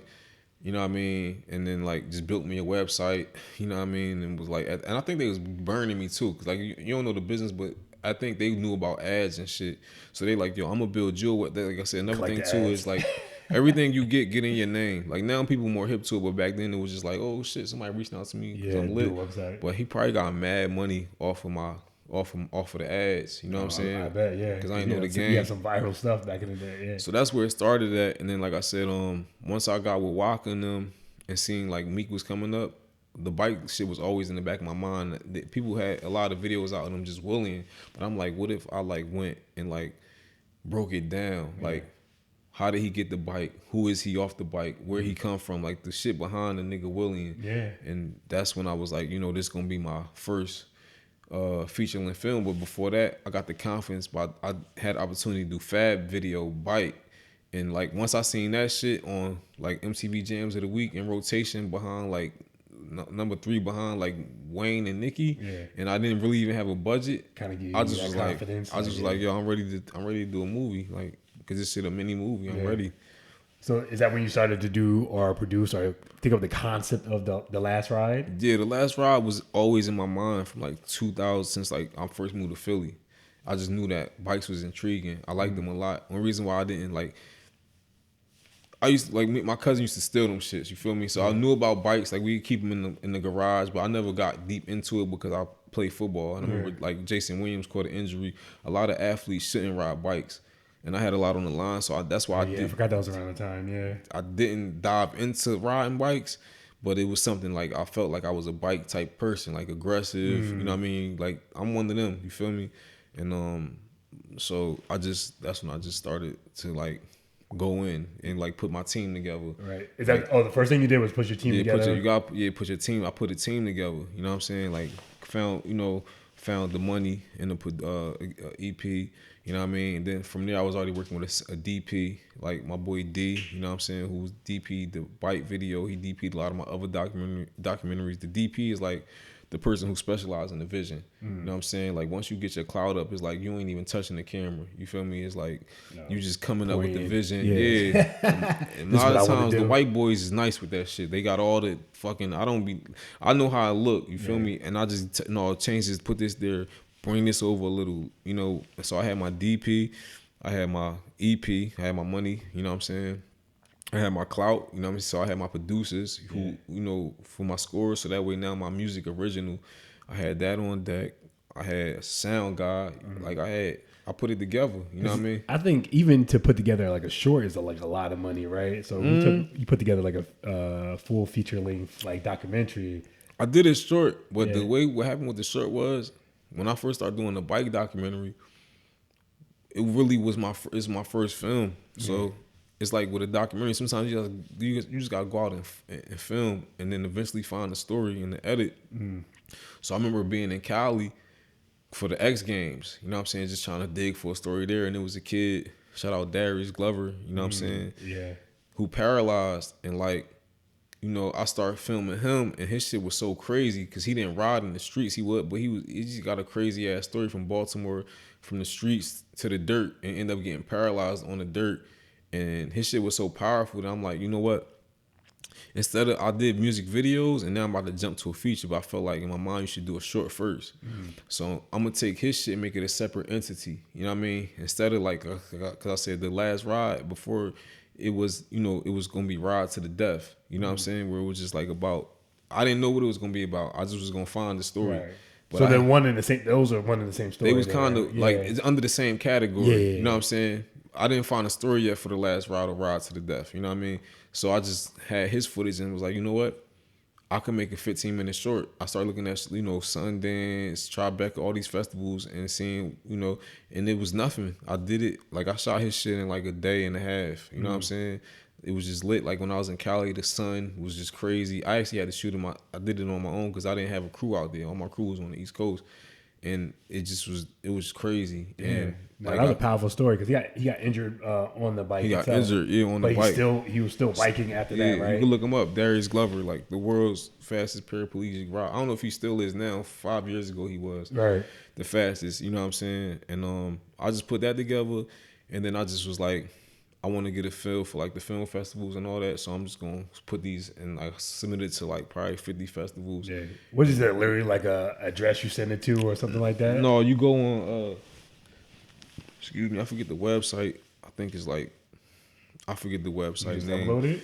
You just you fill it out and then you upload your video to like Vimeo or something private. Okay. And then you pay your fee and send it to the festival, and then like 4 months later they'll contact you. So I remember like I kind of forgot about it, and I got denied by a lot of festivals, and then New Orleans Film Festival accepted it, and like that's when I was like yo, I really, you know what I'm saying? Not like we really, I got a nice team. We got this a warm up, this the appetizer for the feature, and it, you know, it did real good. Like the audience award, standing ovation, like that's dope. Had people crying and shit. Like, how was that feeling though when you see somebody like looking at your work and then you get to standing ovation? Being a filmmaker, that's why I gotta do another movie. It's nothing like it. It's nothing like it. Like even women look at you different, cause it's like I feel like I'm intellectual in a different way. You know what I'm saying? I don't really talk a lot. You know what I mean? You know, a lot of people don't really know me like that, cause I always put my stuff out for my work to speak for me. Like I never wanted to talk. I wanted my work to talk. So when you got a film for somebody to sit there and watch for an hour and a half, and it's like, it just show you your brain power, like how smart, like filmmakers are really smart. That creative side, like they really smart because you putting so much stuff together, like frame by frame, frame by frame. The coloring got to be right, the sound got to be right, all those moving pieces. The timing got to be right. You got to be able to like, and then when you're doing a documentary, it's even harder because it's not scripted. Yeah. So yeah, it's no feeling like it. Right. No feeling. So you transitioned into The Last Ride. So talk about how you ended up putting that together. So you had your team, you got your, you know, You got your feet wet with the other story. But when you put the last ride together, like how did that go? Did you have a main character in mind, or did you kind of go down to Philly, kind of try to fill it out? With the last ride, it was like I said, but before that, it was the ride to the death. Ride to the death, yeah. You know what I'm saying? And I pretty much had a concept. I remember at the time, my manager at the time, like I said, a lot of this stuff, I feel like I was way ahead of my time. You know what I'm saying? My manager was just like, because I was telling her I was trying to break out of just doing like, people was just thinking people was thinking that I was some like thug dude from Atlanta. Wow, you know what I mean? Not knowing I was from the East Coast. You wasn't trying to get typecast. Right. Yeah. So like once I did the Fab video, that was like when people like stopped hating. Like, because before it was like, oh, he with Waka, the hottest artist, he gonna get views, but Waka music suck. But then like on the East Coast, everybody loved Fab. So once you do Bite off the Soul tape, that's legendary. So from there it was like, but I can't call myself a legend. That's for other people. But it was a legendary situation working with a legend, you know what I'm saying? So once that happened, people was like, okay, no, he official. And from there, where was I at? You were talking about how you transitioned into doing the last ride. Oh yeah. So once that had happened, it was like the stock was up, and then now it was like, all right, time to do the last ride. And when I got to Philly, I just was like asking around, like, yo, who the top? No, my bad. I don't know where I was at. Once I did that, my manager at the time was like, come up with 3 concepts, do 3 trailers that we gonna submit. Because I had the Declaring Destiny, you know what I'm saying, which had Mike Brown in there and a couple other people, Bernard Pierce, who played for the Ravens. And at the time, Jay-Z had a company called Life and Times, you know what I'm saying, which was like this when they was trying to figure out the digital space of like how to control the internet, how to give out money for content, you know what I'm saying? And we sitting in the meeting at Rock Nation. But like I said, it was so ahead of our time. My manager, who like, she more mature now, she didn't even know how to handle that shit. I was waiting on her, and she not, you know what I mean? Like, she trying to play it off. Confuse herself, yeah. Like, yeah, you know what I mean? And that's how I ended up doing it. Then I went and I did the last ride, because I was like, what about a documentary on dirt bike riders? And then I did the trailer for Ride to the Death. And then we supposed to have a meeting with some people, a lady who was at Red Bull. And then it was just taking mad long. But I'm like, yo, I know this shit hot. Yeah. I know this shit hot. And like I said, I come from a brick squad situation where we don't wait on nobody. We just put it on the internet. So that's what I did. I put it on YouTube, and that shit went crazy. Meek tweeted it. This was like 2000. Meek tweeted it. I remember that. Yeah. It went crazy. I don't even think I knew like that you had like right. Yo, put that together at the time. It went crazy. But the thing was, I didn't have no movie behind it. It was just a trailer. Yeah. So now niggas is like, where the movie? Asked for it. Where the movie at? Where the movie? And I'm like, there's something here. So now it's like, then like I said, I did that, and then I'm going around, like I took a meeting with Russell Simmons. I ain't even trying to name drop crazy. Like, I took a meeting with a lot of people who just didn't understand. Like, they like, what's the story? And I'm like, this not for the commercial level. I need like a producer or somebody that's gonna like let it matriculate over time. Yeah. You feel me? Let it, like, it's like a slow roast situation with this documentary. It's it's one of those type of projects, and I just like I said, I had the clout once I did the Fab video, the clout was up. So once the clout up, you gotta move, and that's when I'm like, I can go back. Like, I liked working with Fab, and a lot of people tell me like they thought I was gonna just go on a run with Fab, but it was like you was moving in a different direction. Before I worked with Fab, I already had left Atlanta from being with Waka and them. You know what I mean? That was a good situation. So it's like, why I go into this with Fab and I don't be wanting to get close to people when I know I'm gonna break off? Because that make, you know what I'm saying? I'd rather keep my distance. And so that's why I was like, deep in my heart, I want to make a movie. So fuck what people think. I'm gonna go do this movie. I feel it in my heart. Everything is going organically. Meek tweeted it. People asking for it. You know what I'm saying? The money is around. You know what I mean? The money there to get it done. Everything making sense, basically. Everything goes. So I'm going with it, and I'm gonna fuck with it. But I didn't know it was gonna take 4 years for the story to develop, and I was so entrenched in it. You know what I'm saying? I'm about to say, how difficult was it? Like, literally, like, because to follow bikes around, like, you had to be like, would you guys like rent a truck or a van? Or we rented a minivan. We had a pickup truck. Like I said, I had a great team. Yeah. Real good producer. And you put like your blood, sweat, and tears basically into that, right? 4 years. We just went in and it was fun too. Like we just like it went by fast, but it was like this, you know, I just believed in it. You know what I'm saying? And it was like I kind of stopped my wave with music videos. Like I said, that's why I was like all my friends were starting to get rich. Like people I came with Southside was turning up, everybody was turning up, and I'm just like, yo, this is my turn up. You feel me? Like I make movies. Yeah. This is the only way. I don't want to live in no other person mansion. I want my own shit. Right. So I feel like if you're a filmmaker, videographer, whatever you call yourself, like the only way to get lit is to make a movie. Yeah. Word. So you make the movie and it kind of went viral, right? So not kind of went viral, but it did go viral. So what ended up happening with the movie, you feel me? Like, so I make the movie and, you know, rest in peace, Dirtbag Bro, he ended up passing during filming. Yeah. So that's when, like, you know, the story ended and it was time, like I put the focus more, it went from ride to the death to the last ride. Then like I said too, like I went through, like what Nipsey be saying, every emotion. I went through every emotion with the film. Like I said, early on was ride to the death. I didn't know about like trademarks and shit. I just knew that I was a nice filmmaker and I had an idea, but like, you know, don't ever put your ideas out without, you know, having your Instagram locked down, having the trademark. You know what I'm saying? Like, good stuff. Yeah, the business side of it. Because I'm out Cali turning the brand up, rise to the death. Time to go lock down the domain. Somebody bought the shit a week before after I got the name lit. Because niggas will see the wave coming. You know what I'm saying? Yeah. So like, yeah, like asked you to pay for it. I've been through mad wars behind the scene. You feel me? That's what come with this shit. You feel me? Like intellectual property wars and things like that. So I had to change the name, you feel me, to The Last Ride.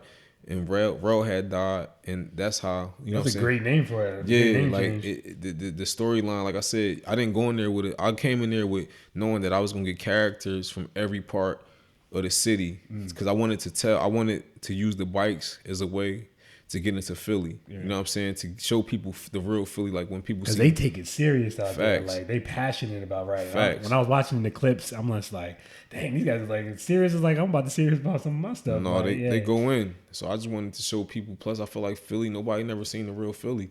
Like they seen the real, like when the world seen the real Baltimore on the Wire, they loved it. And Philly to me is like, shout out to Baltimore, but Philly, we bigger than Baltimore. We like, you know what I mean? I feel like we the bigger city. Like we the bigger brother than Baltimore. You feel me? So you felt like you had a better wave kind of Baltimore lit. Ain't nothing but the Baltimore got a better bike life than Philly. That's the capital. You know what I'm saying? But I'm just talking about as far as just overall trendy stuff, Philly, like we more lit. You know what I'm saying? And I wanted that to be seen. And So he passes away. You finish the film. Right. It's kind of like the catalyst, kind of the push the film over to like, you know, that viral sensation. So when did you like finalize the film and you started submitting it to like different festivals? So what ended up happening with that was like I finished the film and then I'm like, all right, I can go to Sundance festivals, but I had already did New Orleans and seen how like film festivals don't really mean shit unless it's like Tribeca, or South by Southwest, or Sundance. That'll change your life. And so my film wasn't ready for Sundance. But I felt like I'm so independent, I'm gonna put together my own deal. You feel me? So that's what I did. So I got an EP, you know what I'm saying? One of my boys was in the league, you feel me? And then I got Karen Civil as the publicist. You know what I mean? I'm like, I'm about to just put together a tour, you feel me? Put together a tour from Philly all the way to like London and France. You did London, Paris, but LA. I only did Philly and New York, which they sold out. And then, you know, the deal the tour didn't finish, you know what I'm saying? Even though I know we would have sold out, but like I said too, like when I go back to the Nipsey situation, I've been through every emotion. It's a lot of stuff behind the scenes, you feel me? So like I didn't get to make it all the way to London and Paris. Okay. And then I had another situation with like, not to name drop whatever, but like I got, you know, advice from some other big celebrities from Philly that I was putting together a deal where they like, yo, don't do the tour because you gonna like water the movie down. And we can go right to the network and get a deal done. So in your tour, you know what I'm saying? And so I'm kind of waiting on this deal. We gonna do it, but the paperwork just was crazy. He was looking through it, like this styling, like. Yeah, no, the paperwork was just like it was crazy. You feel me? And then everybody be like, yo, on your first deal, you gonna get, you know, raped, or you gonna do this or that. But I'm just like, I'm coming from such an independent standpoint where it was like, we finally got to it, but then they just at the end like it's like you playing craps. Yeah. And sometimes you take a risk and you crap out. I crapped out. You feel me? So that deal didn't go. So now it's like I got this film, and then I ended my tour. You know what I'm saying? And like I said, from there, I think I was like, all right, damn. Like once that deal had ended, I'm like, I don't know who I could really take it to, because only people that really understand the bike life is Meek and Will Smith. But I had already known that they was working on the film. So that's why, like, even though I had major respect for Meek, I never really, I had reached out to him for it. Yeah, like I talked to his manager.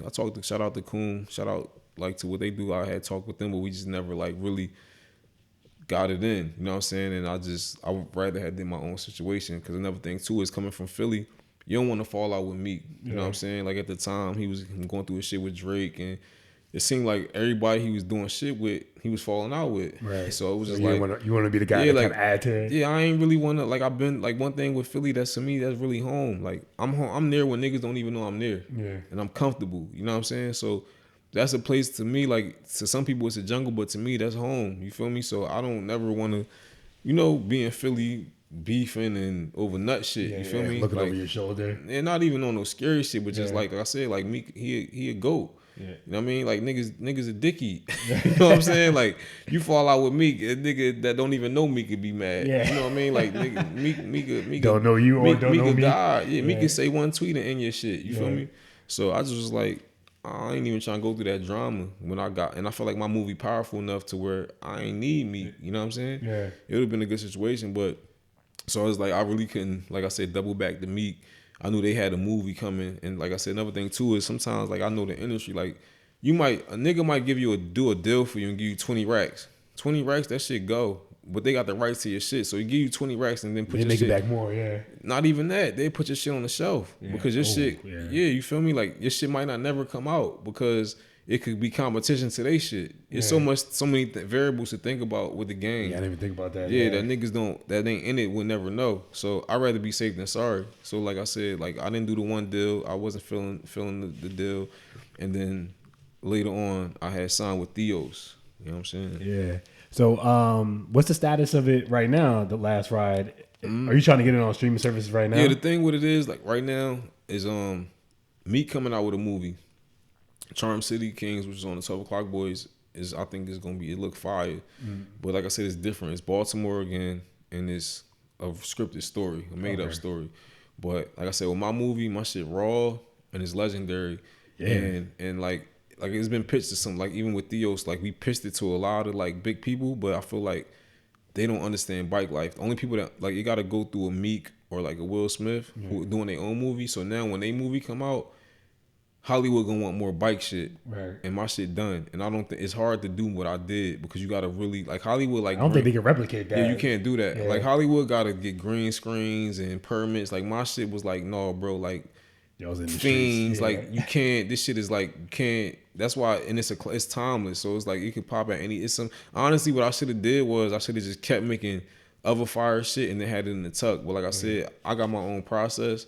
So right now, is Meek shit come out in April, and then I got a lot of people hitting me right now, and it's like, yo, let's have it ready to for meetings and stuff. Follow up. Like have it ready because like once his come out, Hollywood is like a dick eating place. Like they big time dick eaters. Yeah. Like double dick eaters.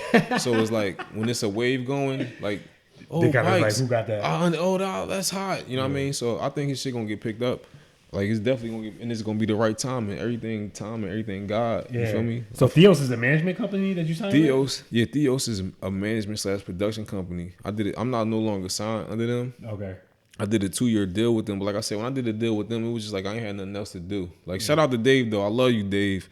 You know what I'm saying? Like I love Dave, the CEO. You know what I mean? But it was just like I had my movie. They was excited, and I be knowing. So I'm like, all right, fuck it. They excited. We gonna do a deal. I'll give you 2 years to shot my movie. I'm not gonna do nothing else. You know what I'm saying? I feel like I did all the work. This is a completely done project. Like you gotta get it sold. If you can't get this sold, this is a slam dunk for you. Because I was using it to get my company. I know how the game go. Yeah. It was gonna get my shit going rocking. Yeah. Right now I'm down. So fuck it, I'ma sign. you know what I mean, take my advance, you know what I'm saying, and y'all do what y'all do, and let's get it rolling. And if it get rolling, we got other shit. But like I said, it was great because the Theo situation was great because it was like, I really got it. Like, you know how you dream about something, like, damn, I want to be in Hollywood. I want to, you know what I'm saying? Like, I really was in Hollywood and got to see how it worked. You lived a lot of lives, though. Yeah, like, I seen how, like, weird it is, you know what I mean? Or, like, how, like you can have a project, like, and it's come down to yes or no could change your life. You could get through 2 yeses and then get the 1 no and it's a wrap. Like, everybody could be hyped, you know what I'm saying? So, I signed with Theos, and like I said, for me, when I signed with them, I ain't had no expectations. That's how I am now. Like, the less expectations you have, the less you're gonna be hurt if shit don't go your way. So I just was like, you know, they're a new company. They had just put out a TV show, Dare to Live, on MTV. Dave, the CEO, was part of the Buried Life. You know, he had a lot of strong plugs in MTV in that world, and I feel like the company was trying to cross over. I had a meeting with them about crossing over into the culture. You know what I'm saying? Because I'm a culture guy, and I was trying to bring it to the mainstream. All my projects is culture driven type of stuff, but it take that one project to get it going. So shout out to them. We got real close. They put, you know, and this one I learned too about the film festivals. Like, with festivals, a lot of that shit be inside stuff, you know what I'm saying, where it's like a movie. The ones that get good. Yeah, the studio already know it's going to Sundance, because it's going to already. That's what it kind of seemed like, though. Yeah, it's already like kind of not rigged, but it's like political. You got to have that cosign. So like with me, like my movie, the Last Ride, got right to the people who judged the films at Sundance. Damn near got in, but then they Googled me and seen that I did a tour and had shit on the Shade Room and all that. And when I did my movie screening in Philly, we called it a world premiere. Sundance wanted to be a world premiere. Okay. So it was a violation, and that's what made me it not get in. So it's like, damn, like I would have been. Didn't get in for the fine print. Yeah, Damn. that was the first play that Theos was gonna do. Like, they had the plugs in Hollywood to like get to Sundance, and we was gonna do that, put it in there, win, you know, grand jury award. Then what you want to do next? But then once that happened, it was like, all right, we gotta go the long route.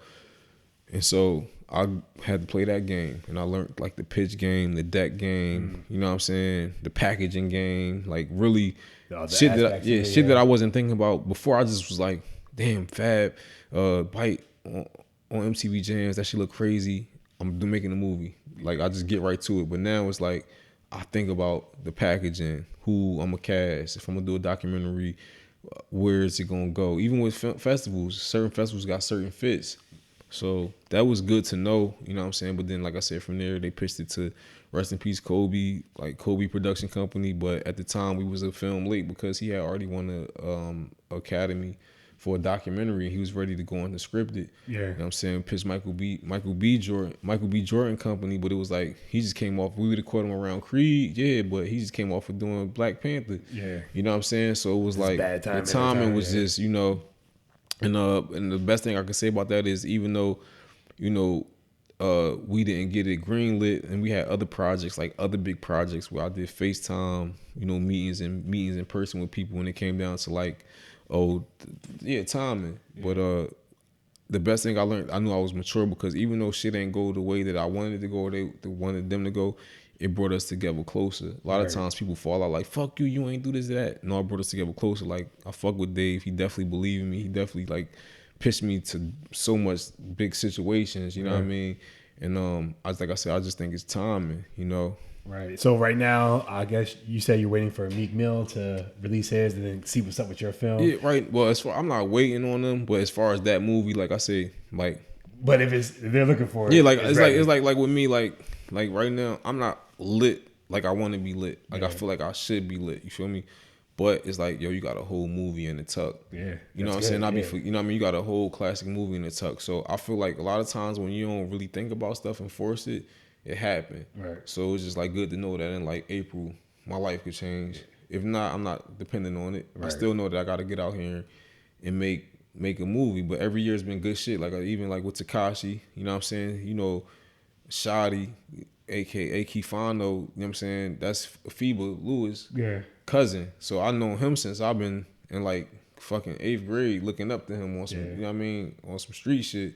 But like, even like with that, when that came around, we had opportunity to do the documentary on that whole situation. I plugged Theos in with that, and it was outvoted by one person. like from the company. Jeez, you know what I mean? That didn't like she was an old Hollywood type person that didn't want to go she through didn't get with the it. vision. Yeah, she didn't get it. You feel me? That would have been fire. That would have been crazy. It would have been fire. But then again, who knows? I might have been caught up in some shit. Yeah, that too. So like it's been shit like that didn't happen. Then last year, like the coach from Baylor, I played for him at Temple, Coach Matt Roos. Salute to him. He at North Carolina now, but he hit me up to like document the whole season. I had a documentary I was gonna do on them called Declaring Destiny, but we didn't get to close the deal in time for camp. You know what I'm saying? But that was another one. Like I knew Baylor was gonna be nice this year. Like that was another project that I knew was gonna go. Yeah. So every year, like I've been on the post. So like I said, like right now it's just like I've been really enjoying life. I've been really like stacking my bread, you feel me? Because I know that to make film, it take money. Yeah.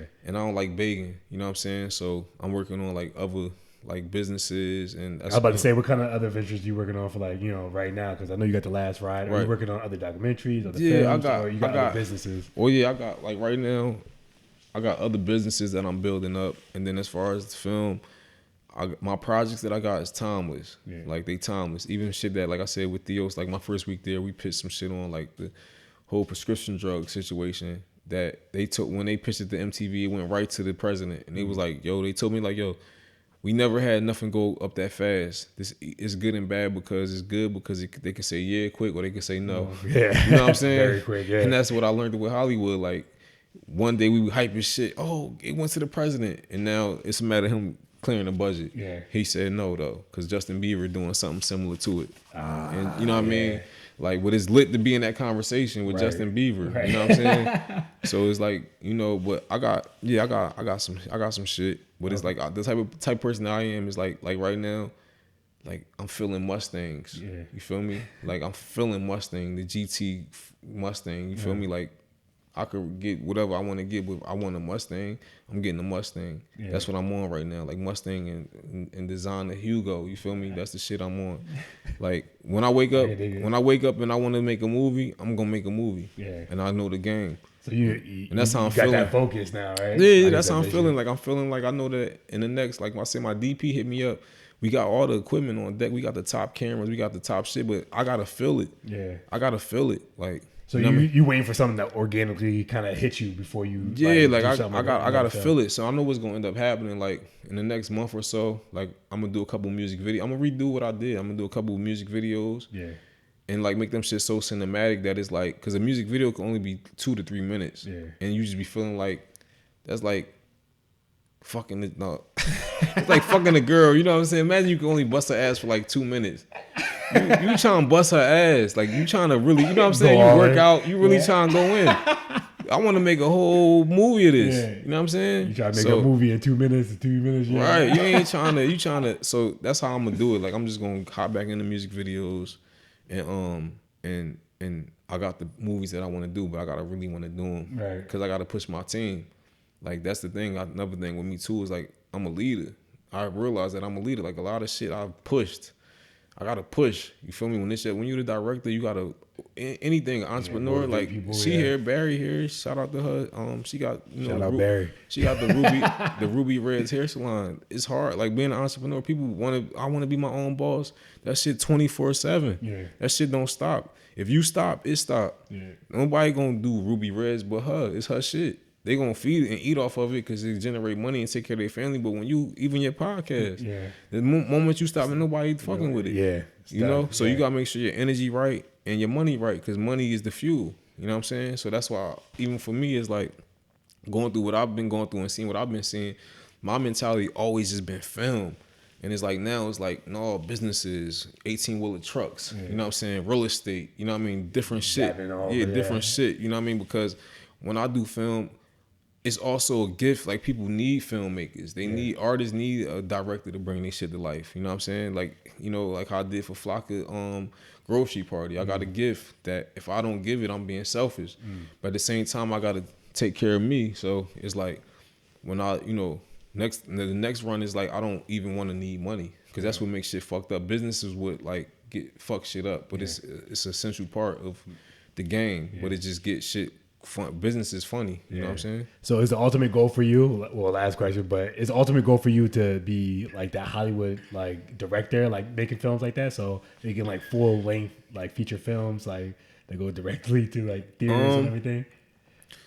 Or you kind of initially that was my goal was just to be. I just like being like lit and having clout and money because you could do what you want to do. And like I said, with directors, like a director could do a film and then take 4 years off. You could do films when you're 80. You start with your vision, like the equipment and all that shit. It's just about your clout and you being proven to get a budget cleared. But money pay for all that. You know what I'm saying? So my goal is just to like make timeless work that impact people. You know what I'm saying? And as far as my company, like my initial goal was just like Envision Productions to be getting production deals and like putting people on, putting people in position. So it's like, but now I'm kind of like redoing everything. And I definitely want to do public speaking and I want to like guide people. I want to do that. A little mentorship. Yeah, and I want to play the Hollywood stuff, but I want to play independent too. I want to do everything. I want to do my own movie. It's some movies that, like I said, learning Hollywood, some shit they not gonna get. Like I did Last Ride 10 years ago. They not gonna get it until 10 years later. Yeah. You know what I'm saying? So it's like, and for then me, everybody be on it. Like, so for me, it's like that's some shit that you do independent. So it's gonna be times where it's movies that, like, it's a couple movies that I got that's very political. You know what I'm saying? That I know if I push to the right person, they can get done and crack the box office independently. That I do independent. It's other movies that might be timely to Hollywood understanding to where we do it through distribution. It's just about creating work and getting money. Yeah. You feel me? I feel you, man. But yo, I think we're gonna wrap up there, but I do want to thank you for coming out. Oh, no Lamar, doubt. man. I haven't seen you in forever. Facts. Good seeing you. And when you walked through the door, that was the funniest shit I ever heard. You're like, damn, last time I saw you was fat. Yeah, last time I seen Bull, he was fat. You know, and that's salute to you. You work like that's how life is. You just never know. Like when it's your time, how you how you gonna transition. You ain't know you're gonna be doing the podcast. Right. It's organic. You passionate about it. You know what I'm saying? Keep it up. And it's really good to see you. It's good to see you alive. That's another thing too. Like seeing people from when you were a kid, seeing them alive and prospering and growing. That's a blessing. Yeah. And I also used that as some of my captions. You probably don't remember what you wrote in my 8th grade yearbook. You were like super duper Slim Kim. Oh, for real? Yeah, see. I'll be writing out my caption. Yeah, that's what's up. I done lived so many places. Some stuff I remember, some stuff I don't. Like he told me in 3rd grade, I had him in a headlock and I don't remember that shit. He had me in a mean ass headlock for about 10 minutes before the teachers broke it up. I remember that because I just remember seeing Kim just being mad cool. But maybe that's why he was looking at me like that, like, nigga, try me again. Fucking, I'm ready for the headlock. I didn't get in trouble that much. That's what I said before. But I remember that day. I was like, "Damn, we got sat down." They said they're gonna call our parents. I was like, "Damn, I can't do this again." But yo, I do want to thank you for coming out to the podcast, man. It's been a dope episode. I think a lot of people gonna be listening to this, but tune in. So it was a great one. Thank you, Barry, for the background photos as well. We're gonna get you on this podcast eventually. But thank the viewers, thank everybody for listening. This has been episode 63. We out. 1.